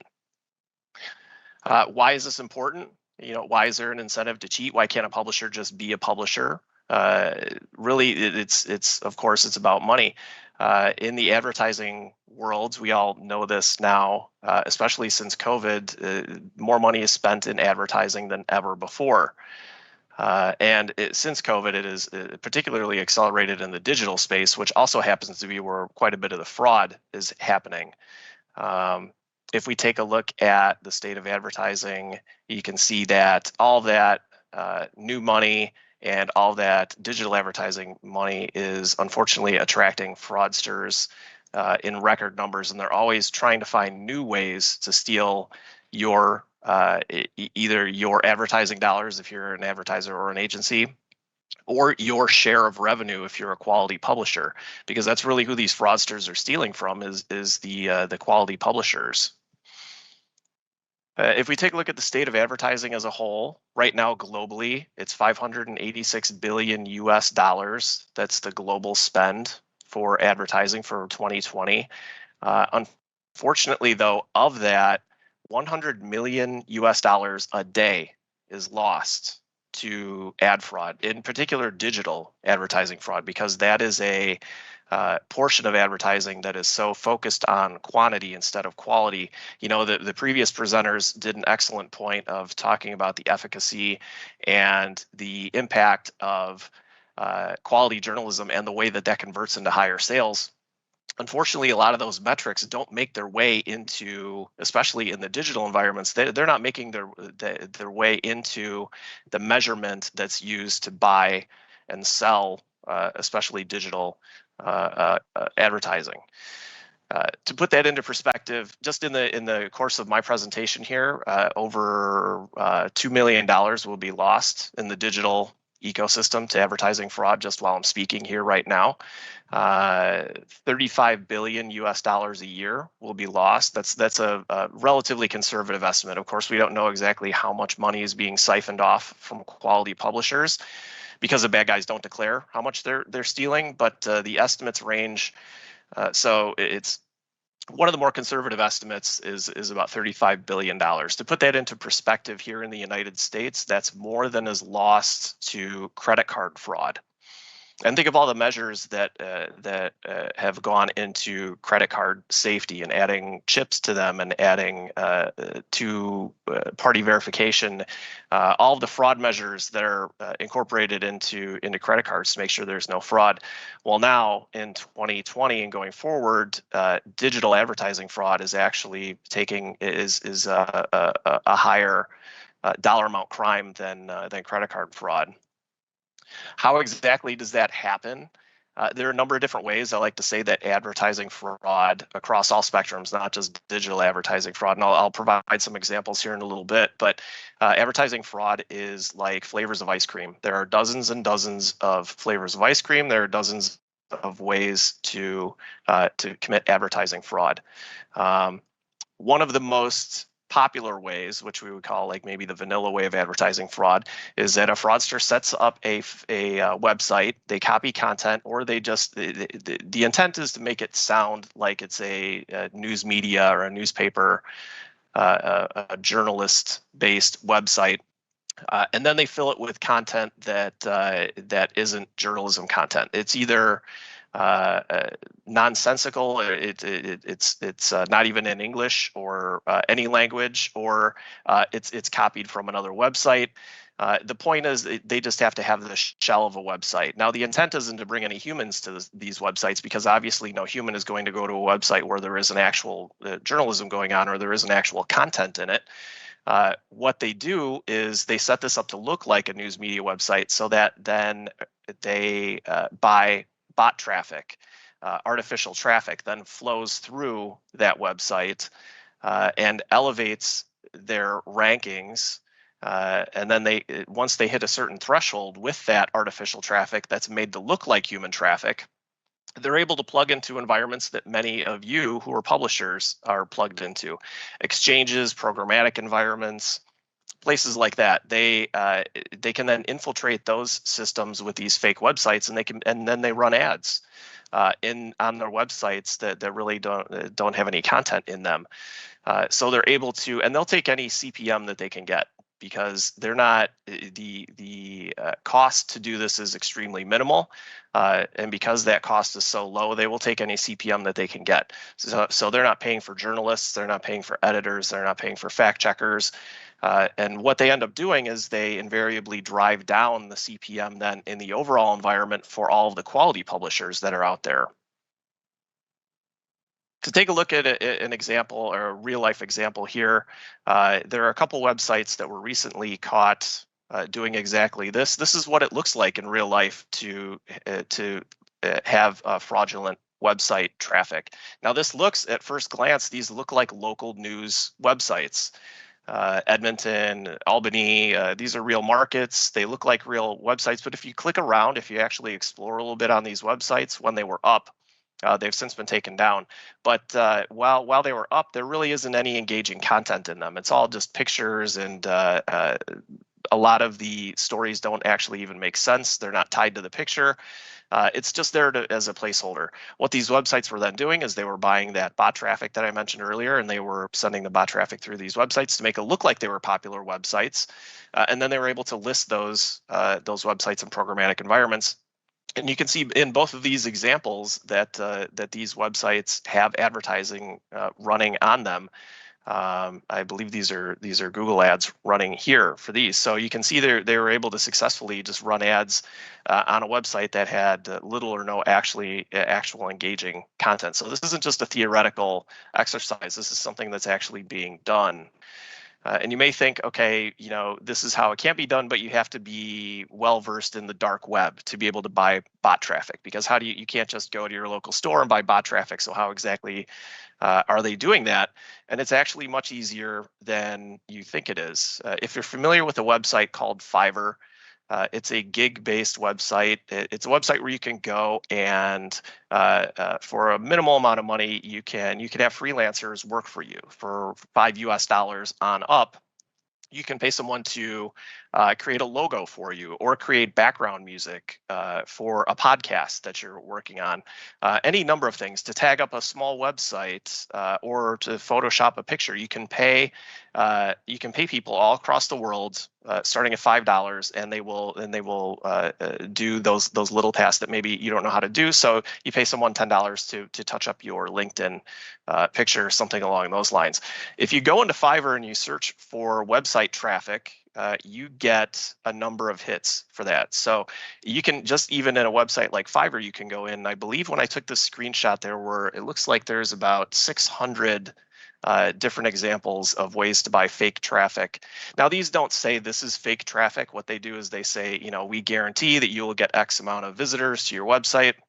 The problem is you're not going to, it sounds kind of obvious in this context, but for $15, you are not going to get 20,000 people to come through to your website for $15. What that ends up being is predominantly, almost always, that is fake bot traffic that is flowing through. The quality of that bot traffic may vary. It may be very low quality that the tech vendors and that the fraud vendors that are out there, they can pick it up very easily, and they can block that traffic or filter it out. Or it can be very sophisticated traffic. That'll probably cost a little more, but there is sophisticated bot traffic out there that does a much better job of emulating a human being, but it's actually originating from a data center. And you can do that just with a credit card and access to Fiverr. And I checked actually before this presentation. I just wanted to see, okay, what type of, is this something they've eliminated, that they've gotten their hands around and they don't sell this anymore? It's actually, when I checked today, there were, instead of 600 offerings, when I looked at this, there are now over 1,300 options to buy fake traffic just on Fiverr alone. Here's another example of how it looks. On the right is an AAM client of ours, a quality publisher by the name of the St. Louis Post-Dispatch. They, of course, pay journalists and editors, and they create content, and then they sell advertising against it. You can see in this particular case, it's a story about their local baseball team.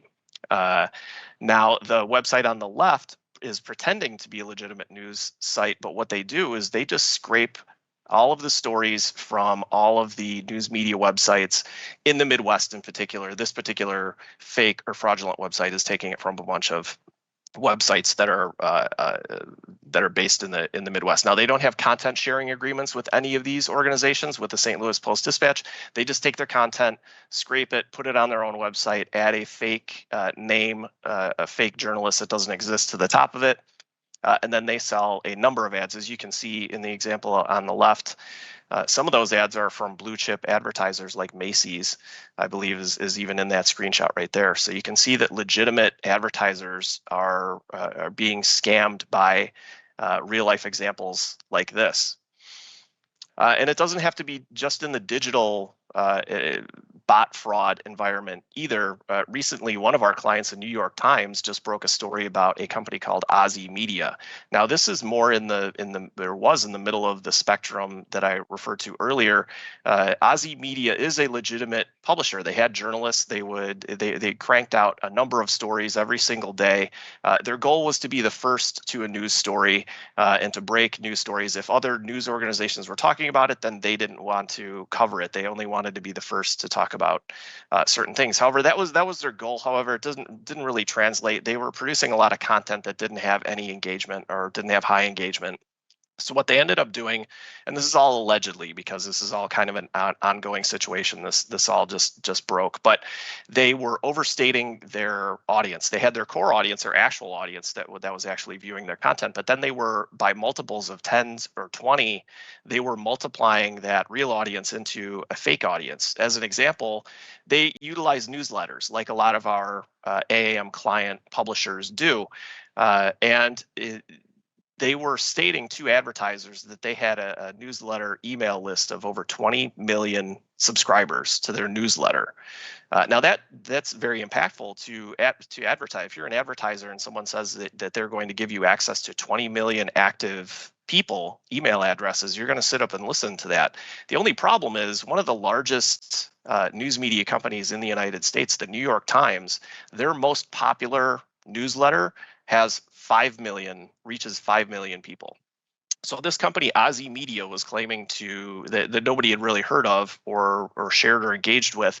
They were claiming 20 million newsletter subscribers when a high quality news media organization like the New York Times was claiming 5 million. So that gives you an idea of the scope of the problem. To further the issue, they were also introducing allegedly a lot of fraud on their YouTube channel because they had a YouTube talk show called the Carlos Watson Show. Carlos Watson was one of the co-founders of Aussie Media. So he started this talk show, and then they were allegedly buying up traffic to reach into the millions of views. And then when they had that base of supposedly millions of views, they were able to get A-list celebrities and actors, Oprah Winfrey, Dr. Anthony Fauci, LeBron James, I think, Steph Curry, like highest level in the entertainment industry and sports industry. They were able to get them on the Carlos Watson Show. The Carlos Watson Show won an Emmy Award, which in the United States is the highest honor that a television type show can achieve. The only problem is that those views were almost entirely 99% fraudulent. And you could see if you go into the Aussie Media YouTube channel, you could see exactly which videos they were buying up traffic for and which ones they weren't, because there were some videos that would have 1.2 million views, and then there were other videos that would have 6 views. Now, when you have an actual, many of you publishers know this, when you have an organic base, you're going to have a floor much higher than 6 views because you have actual human beings visiting your traffic.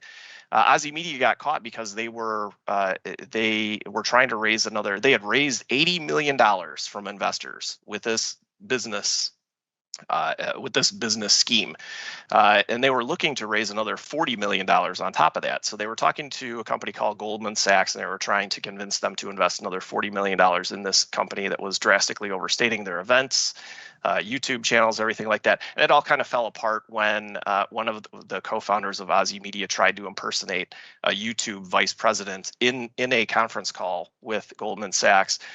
Did a very poor impersonation, and to such a point that the Goldman Sachs executives called YouTube to try to verify that they actually talked to that individual. And of course, that individual's people were like, no, we never had a conversation with Goldman Sachs. That's when the New York Times ran the story, and it all kind of fell apart from there. Now, of course, advertisers are taking notice of this. In one example, a few years ago, Chase Bank, they were chasing reach like a lot of advertisers did or do even currently. Their goal was to reach as many websites as possible, reach as many people as possible. So they were advertising on 400,000 websites a month. What they noticed, though, was that only about 3% of that was getting an actual click-through to their website. So they started questioning the investment, because the 3% click-through on 400,000 websites, not a particularly good investment, not leading to a lot of positive business outcomes.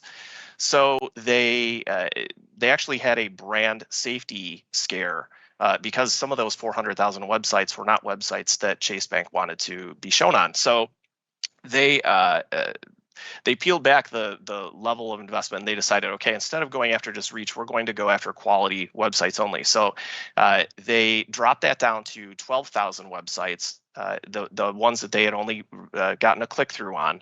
So that dropped them down to 12,000 websites. And then they took a further look at it, and they just only wanted the most brand safe environments out of those 12,000 websites. So they ended up dropping from 400,000 websites to 5,000 websites.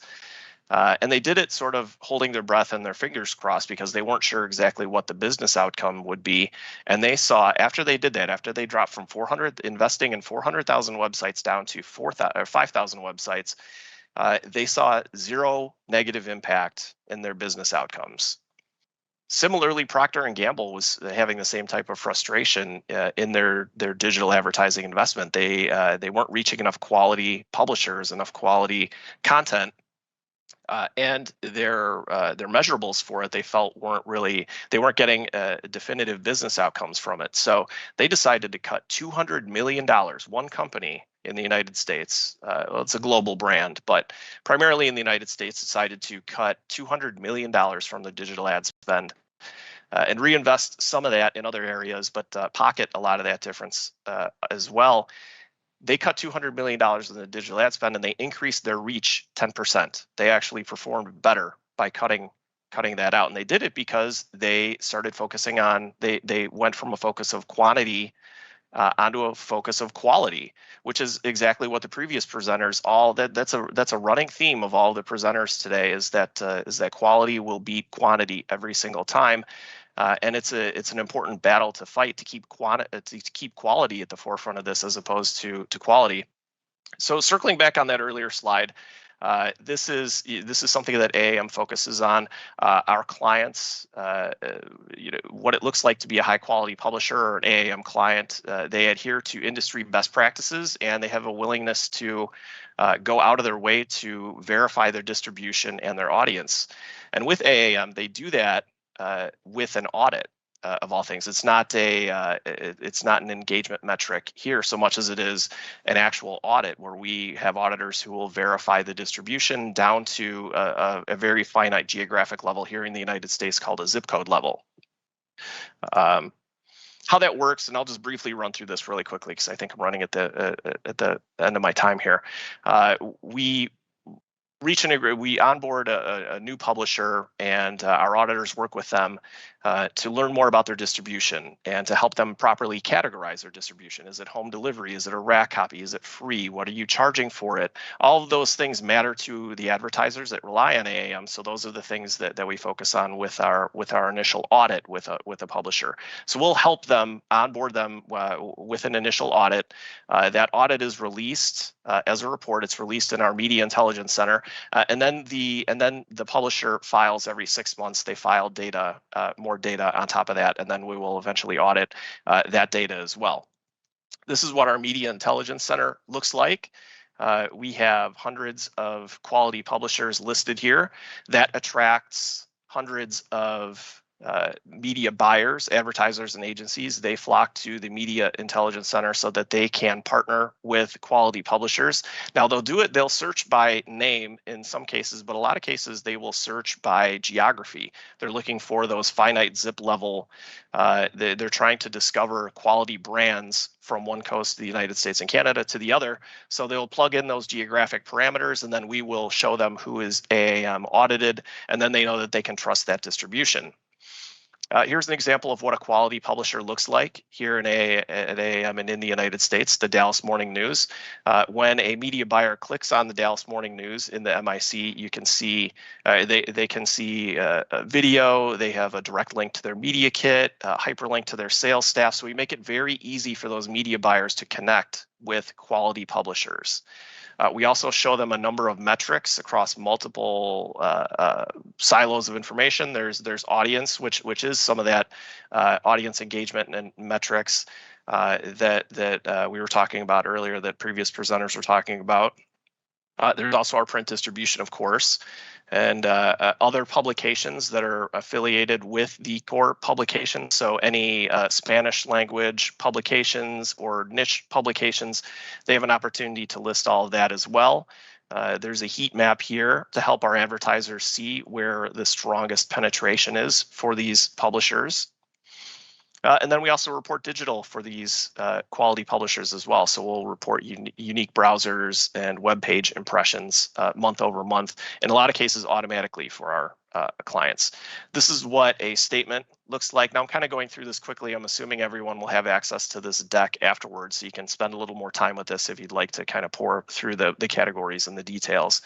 And this is what an audit report looks like from AAM. All this information is extremely important to our media buyers because, again, it helps differentiate those quality publishers from the rest of the spectrum that I had talked about that are committing fraudulent activity or maybe overstating, or maybe prone to overstating their audience. So to kind of summarize all this, quality publishers go out of their way to prove their audience.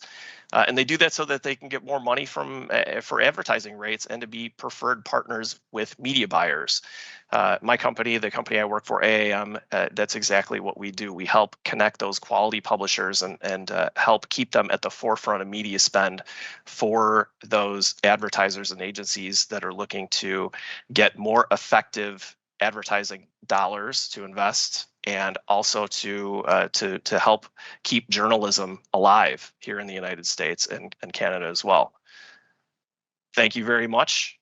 It's been a pleasure speaking with all of you.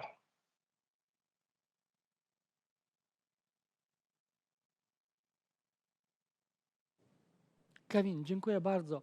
Szczerze mówiąc, jestem Kevin, thank you so very much. 400 milionów złotych I've been dziennie shocked. 400 million zlotys a day is being lost due to digital ad fraud. It's more than is lost due to credit card przed nami sesja pytań i odpowiedzi. Bez dodatkowego Now, wstępu od razu the przejdę Q&A do pytań session. do Without naszych ekspertów. further ado, let me move on to questions to our experts.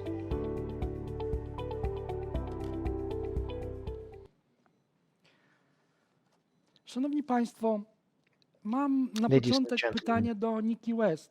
First, a question to Niki West. Jak dziś wydawcy w Wielkiej Brytanii So, promują the jakościowe publishers in the treści? UK, how do they promote quality content? Jak to wyglądało, nazwijmy to, przed transformacją cyfrową? What was it like Powiedziałaś, że before aż the 10 digital milionów transformation? You mentioned that 10 egzemplarzy gazet drukowanych sprzedaje się. million Jak w tej nowej printed sytuacji newspapers are being sold ci daily. So, wydawcy in this new tradycyjni, situation, nazwijmy to tak, what do z those prasą drukowaną, traditional jak oni publishers dzisiaj promują publish jakościowe treści? print Czy tutaj press? nastąpiła How do they jakaś promote zmiana? quality content? Has there been any Proszę change here at all? So that's a really good question. As you say, there has definitely been a significant shift in the way in which consumers read quality newsbrand content from newsbrands. So, 5 or 10 years ago, it was predominantly coming through the printed product. But the world has changed, and the way in which consumers read that content has also changed as a result of the development of technology, obviously the internet, mobile phones, tablets. And I think what the news publishers have had to do is really evolve their product offering and make sure that the quality content that their journalists produce is available across all of those platforms. So, as I said, I think in my presentation, one of the key strengths, I think, of the UK news publishers is that they do publish their content still across a printed product, and you reiterated it there that millions of people are still reading and buying a printed news product every day.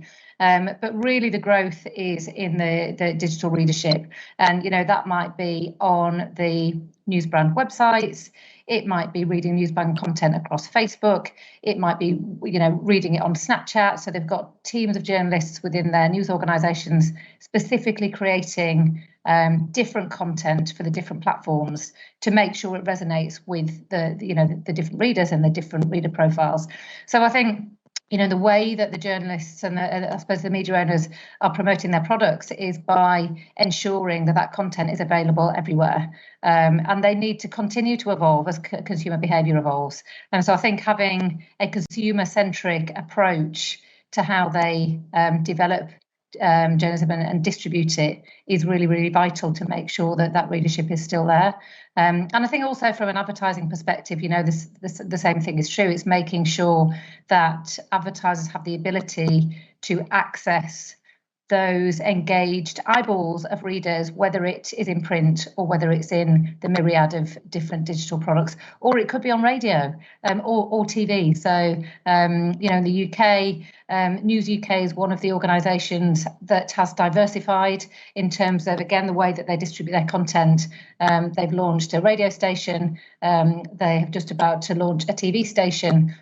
So again, they run podcasts as do all of the news publishers. So I think it's about just harnessing the power of lots of different distribution channels to make sure that the content, the quality journalism is getting out there and reaching the right people.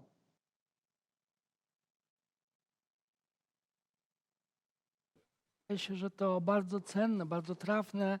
I believe that these are very valuable hints to the Polish market, for the Polish publishing. Thank you so very much.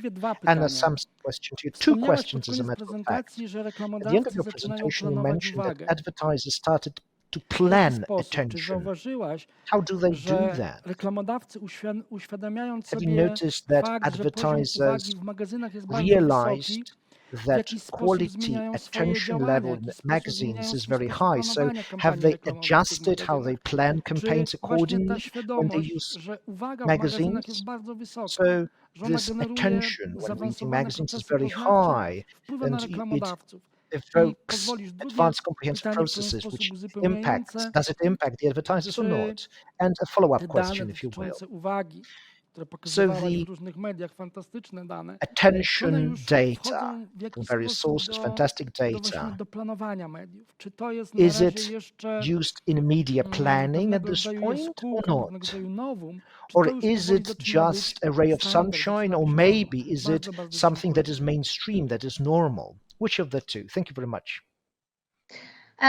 Really interesting question. I'll see if I can remember all the different elements that you asked, but do prompt me at the end if I've forgotten one of the questions.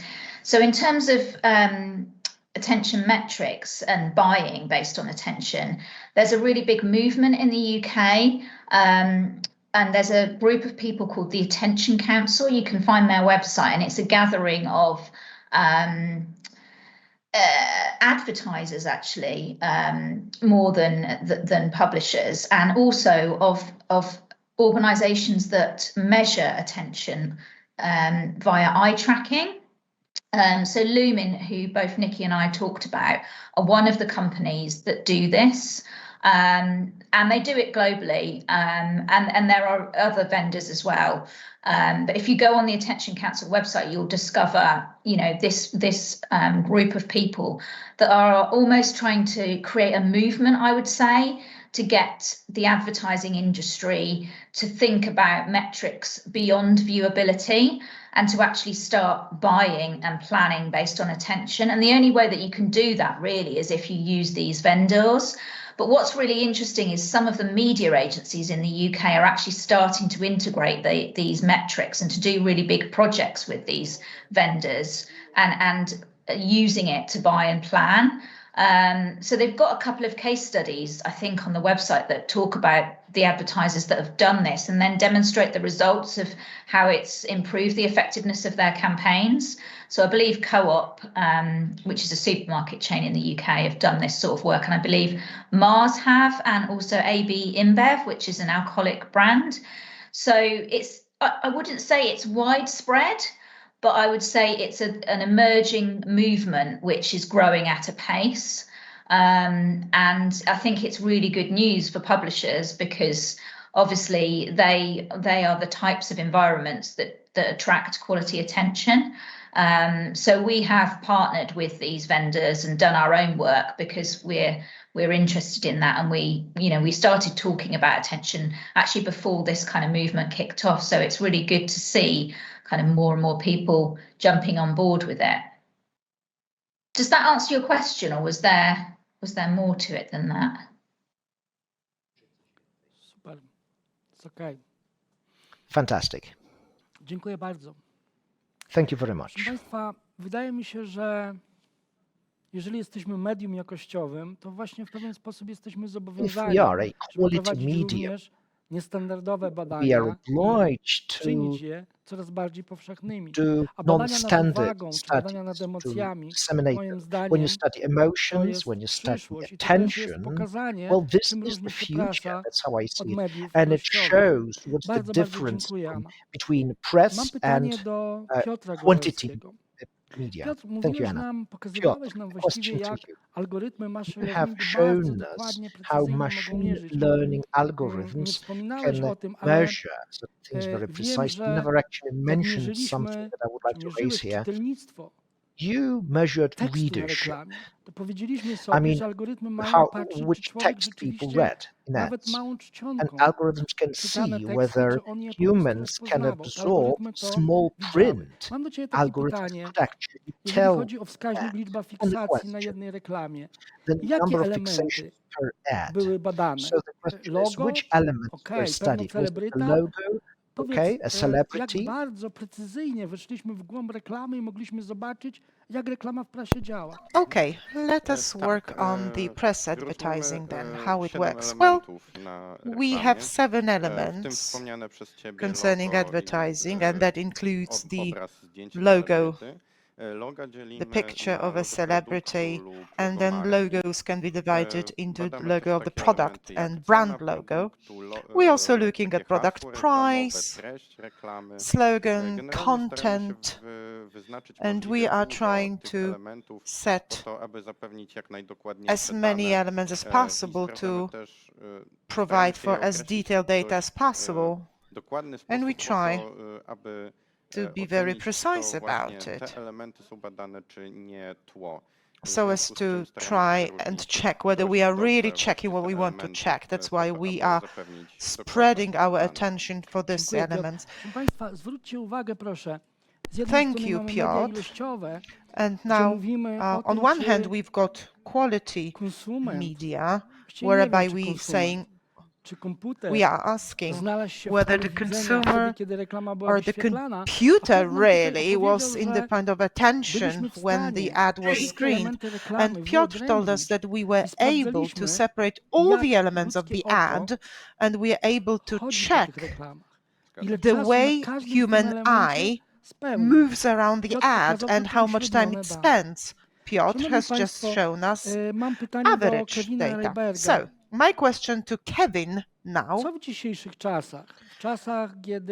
Nowadays, when, you know, traffic is bought and reach is bought and you can generate hits, what would the stamp of your organization mean for us? What does it mean that you have verified the data and you said this is true? What does it mean to have your audited stamp for the media today? What is this quality badge that you're showing, and what is the meaning of it today?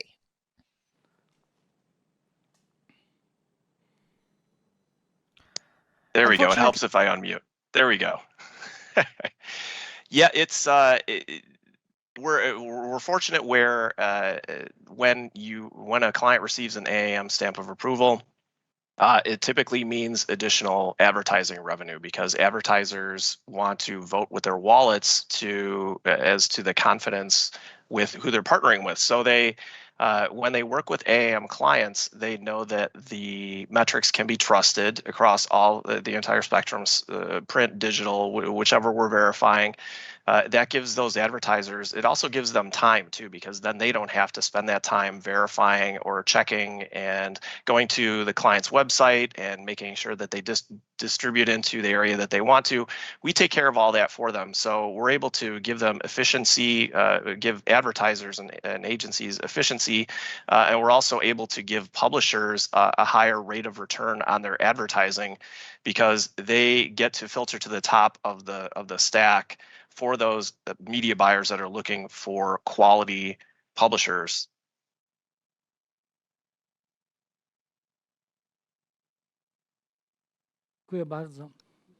Thank you very much. Right. Ladies and gentlemen, please remember that quality is also about quality of data that you receive. And this data can be verified by the independent organization. And it shouldn't be the case that the data provider is also setting the standards for measuring this data. That is so very important. Right. Ladies and gentlemen, well, unfortunately, we are short of time, and we will need to conclude now. Thank you for your questions and answers, and I will then move on to concluding our conference. Ladies and gentlemen, the time has come for conclusions and for formulating take-home messages. Now, is today quality press and a reliable media and a reliable partner who invests in journalists, pays the journalists for their huge work, sometimes investigating various materials for texts and for articles. So let me ask you a question, whether today this reliable content and reliable media and high quality journalism is still something we can pursue.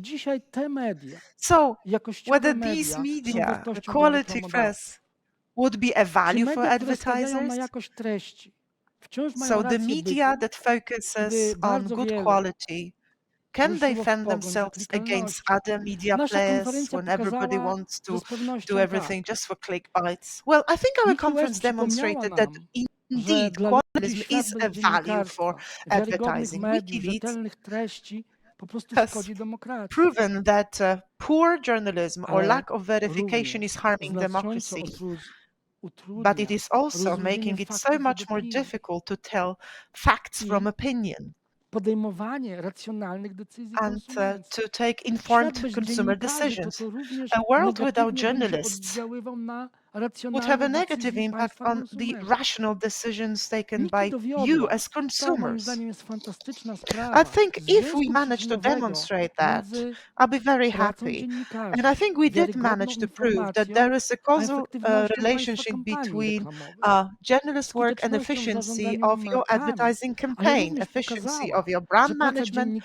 And I think we also demonstrated that, well, the work of the journalist would also mean higher profits for your business. I think we also demonstrated that journalists can work to improve retention in human brains, and that, in the final analysis, translates to better business for your brand. The key role, both for the media and for the advertisers, is played by engagement, as Anna Sampson said. Engagement is key for ads, and printed press has fantastic attention-focusing skill. Why would that be so? There is a number of reasons: positive emotions and trusted content. So an ad in such a content is better apprehended, and people don't avoid it, the readers don't avoid it, and that it translates into higher efficiency of your advertising campaign, boosting your sales. Simon from PAMCo did speak about the fact that we still have huge reach of traditional media, which is somehow underestimated if you compare it to tech giants. This speaks of the loyalty, attention, and trust and confidence of the readers that we receive every day. We also need to look for new channels of getting to our audience. So the advertising potential of press was also discussed in PBC presentations. We demonstrated that press ads are not only viewed and enjoyed, but they are also read and apprehended and comprehended. If I read my editorials, I also read the ads placed nearby. Why would that happen? Because we create emotions. The emotions shared by press readers, both about the content and the ads, are the emotions related to pleasure and joy. So this pleasure of reading a paper also translates into pleasure of viewing ads. Let's remember that statistics tells us that your ad is viewed or read by 4 seconds. So it takes 4 seconds. So for these 4 seconds, readers feel pleasant and joyful. These are high motivators, and these emotions motivate the decision-making process. And then Kevin did speak about a very important point, namely he showed us how important it is to verify the data, that evidence and proof is important. When Kevin was asked what the stamp of Alliance for Audited Media means, he said, well, basically it means better business, more money for advertising, more advertising campaign. So an independent organization's badge translates into high profits. So the readership data must be verified. Otherwise, we will never know whether we're not moving in the dark. So let's remember that these data need to be verified by an independent organization. From a marketing perspective, I think the most important take-home message is that press creates positive experience with ads. Positive experience for consumers. This is so important. to uwaga staje się dobrem in the world luksusowym. where attention becomes a To luxurious pozytywne commodity. doświadczenie z reklamą So this przekłada positive się experience na with większą advertising uwagę, as such większe translates into higher zaangażowanie, attention span, na more zaufanie commitment, i odczuwanie pozytywnych trust, emocji. confidence, Proszę and Państwa, positive te słowa emotions. chyba dzisiaj są najważniejsze. And I Uwaga, guess this is the key point. zaangażowanie, Attention, zaufanie, engagement, pozytywne emocje. trust, positive wszystko emotions. generuje All these sprzedaż. generates Podczas sales. konferencji przedstawiliśmy During prasę our jako conference, dostawcę we jakościowych presented treści, press as a których wasza provider reklama, of mówię quality tutaj do content. reklamodawców i agencji mediowych, And your jest immanentną ads, your składową. advertising Nie jest czymś is part of obcym. this quality Jest content. It's częścią not an tego pisma, alien które part, it's just kupiłem. part and parcel of the paper I Uwaga, bought. And I'm zaufanie, reading now. Attention, pozytywne emocje, zaangażowanie. confidence, positive emotions, To wszystko buduje waszą engagement. sprzedaż All i these markę. builds your sales Dzięki and naszym builds gościom your z Wielkiej brand. Brytanii i Stanów Thanks to Zjednoczonych our mogliśmy guests zobaczyć, from jaka the jest UK funkcja and the reklamy USA, prasowej w we media were able mixie to w dwóch see the najbardziej function rozwiniętych of rynkach press reklamy media na in the media świecie. mix at the two most Szanowni developed media Państwo, markets in the world. prasa w Ladies and Polsce gentlemen, i na Polish prezentowanych press tutaj rynkach zagranicznych jest and zupełnie press at inaczej foreign rozumiana. markets Ma is też understood zupełnie completely inny differently. wizerunek. It also Natomiast holds a completely different image. wyniki Having badań w said that, Polsce i Wielkiej the Brytanii outcomes and dotyczące the results of efektywności studies prasy w gruncie rzeczy się concerning pokrywają efficiency lub of się press would uzupełniają. actually be Proszę, quite jak similar będziecie or dokładnie complementary for analizowali that matter. prezentację, When zobaczycie, you jak mówiliśmy analyze o the engagement, presentations, you mówiliśmy may o want to zaufaniu, have a mówiliśmy o closer look at uwadze. engagement, trust, Te attention. wyniki nie są All kwestią these lokalnego results rynku, sposobu, w jaki bada are je very much the PBC. same One across the potwierdzają globe. się w Wielkiej Brytanii. Whatever we Działanie prasy study and na reklamę jest podobne. compute here at Oddziałuje PBC ona would then na be confirmed in the US or in the długotrwałe UK. So efekty press marketingowe, has na long-term branding i marketing na effects. sprzedaż. It does influence branding and it does Szanowni influence Państwo, sales. And nasze so, wydarzenie ladies and dobiegło gentlemen, końca. our Chciałbym conference is now przede over. wszystkim I'd like bardzo to use this serdecznie podziękować opportunity naszym to prelegentom thank our za ogromny speakers. wkład w tę Thank you konferencję. for your Dzięki Wam mogliśmy great spojrzeć na reklamę prasową commitment and z różnych contribution to this perspektyw. conference. We were able Bardzo to view dziękuję za press ciekawe advertising from various perspectives. So prezentacje, thank you very inspirujące much for sharing your wystąpienia, most ale interesting równie ciekawą presentations and for your dyskusję. inspiring Chciałbym również serdecznie discussion. podziękować I would wszystkim also like Państwu to za thank uczestnictwo, all of you, za dear aktywny udział, audience, za for poświęcony being czas. active participants, for devoting Liczba your time. osób, które dzisiaj z nami The number były, of people świadczą o tym, present here że online zainteresowanie prasą jest bardzo demonstrates duże. that press is an Jeszcze raz interesting bardzo topic. serdecznie So yet dziękuję. again, thank you very Proszę much Państwa, indeed. pamiętajcie również cały And czas o please stoiskach remember naszych wydawców. that you can still Jeszcze visit the raz bardzo stands of serdecznie our dziękuję. publishers. So Do zobaczenia again, na łamach. thank you very Do much widzenia. indeed, and we hope to see you soon.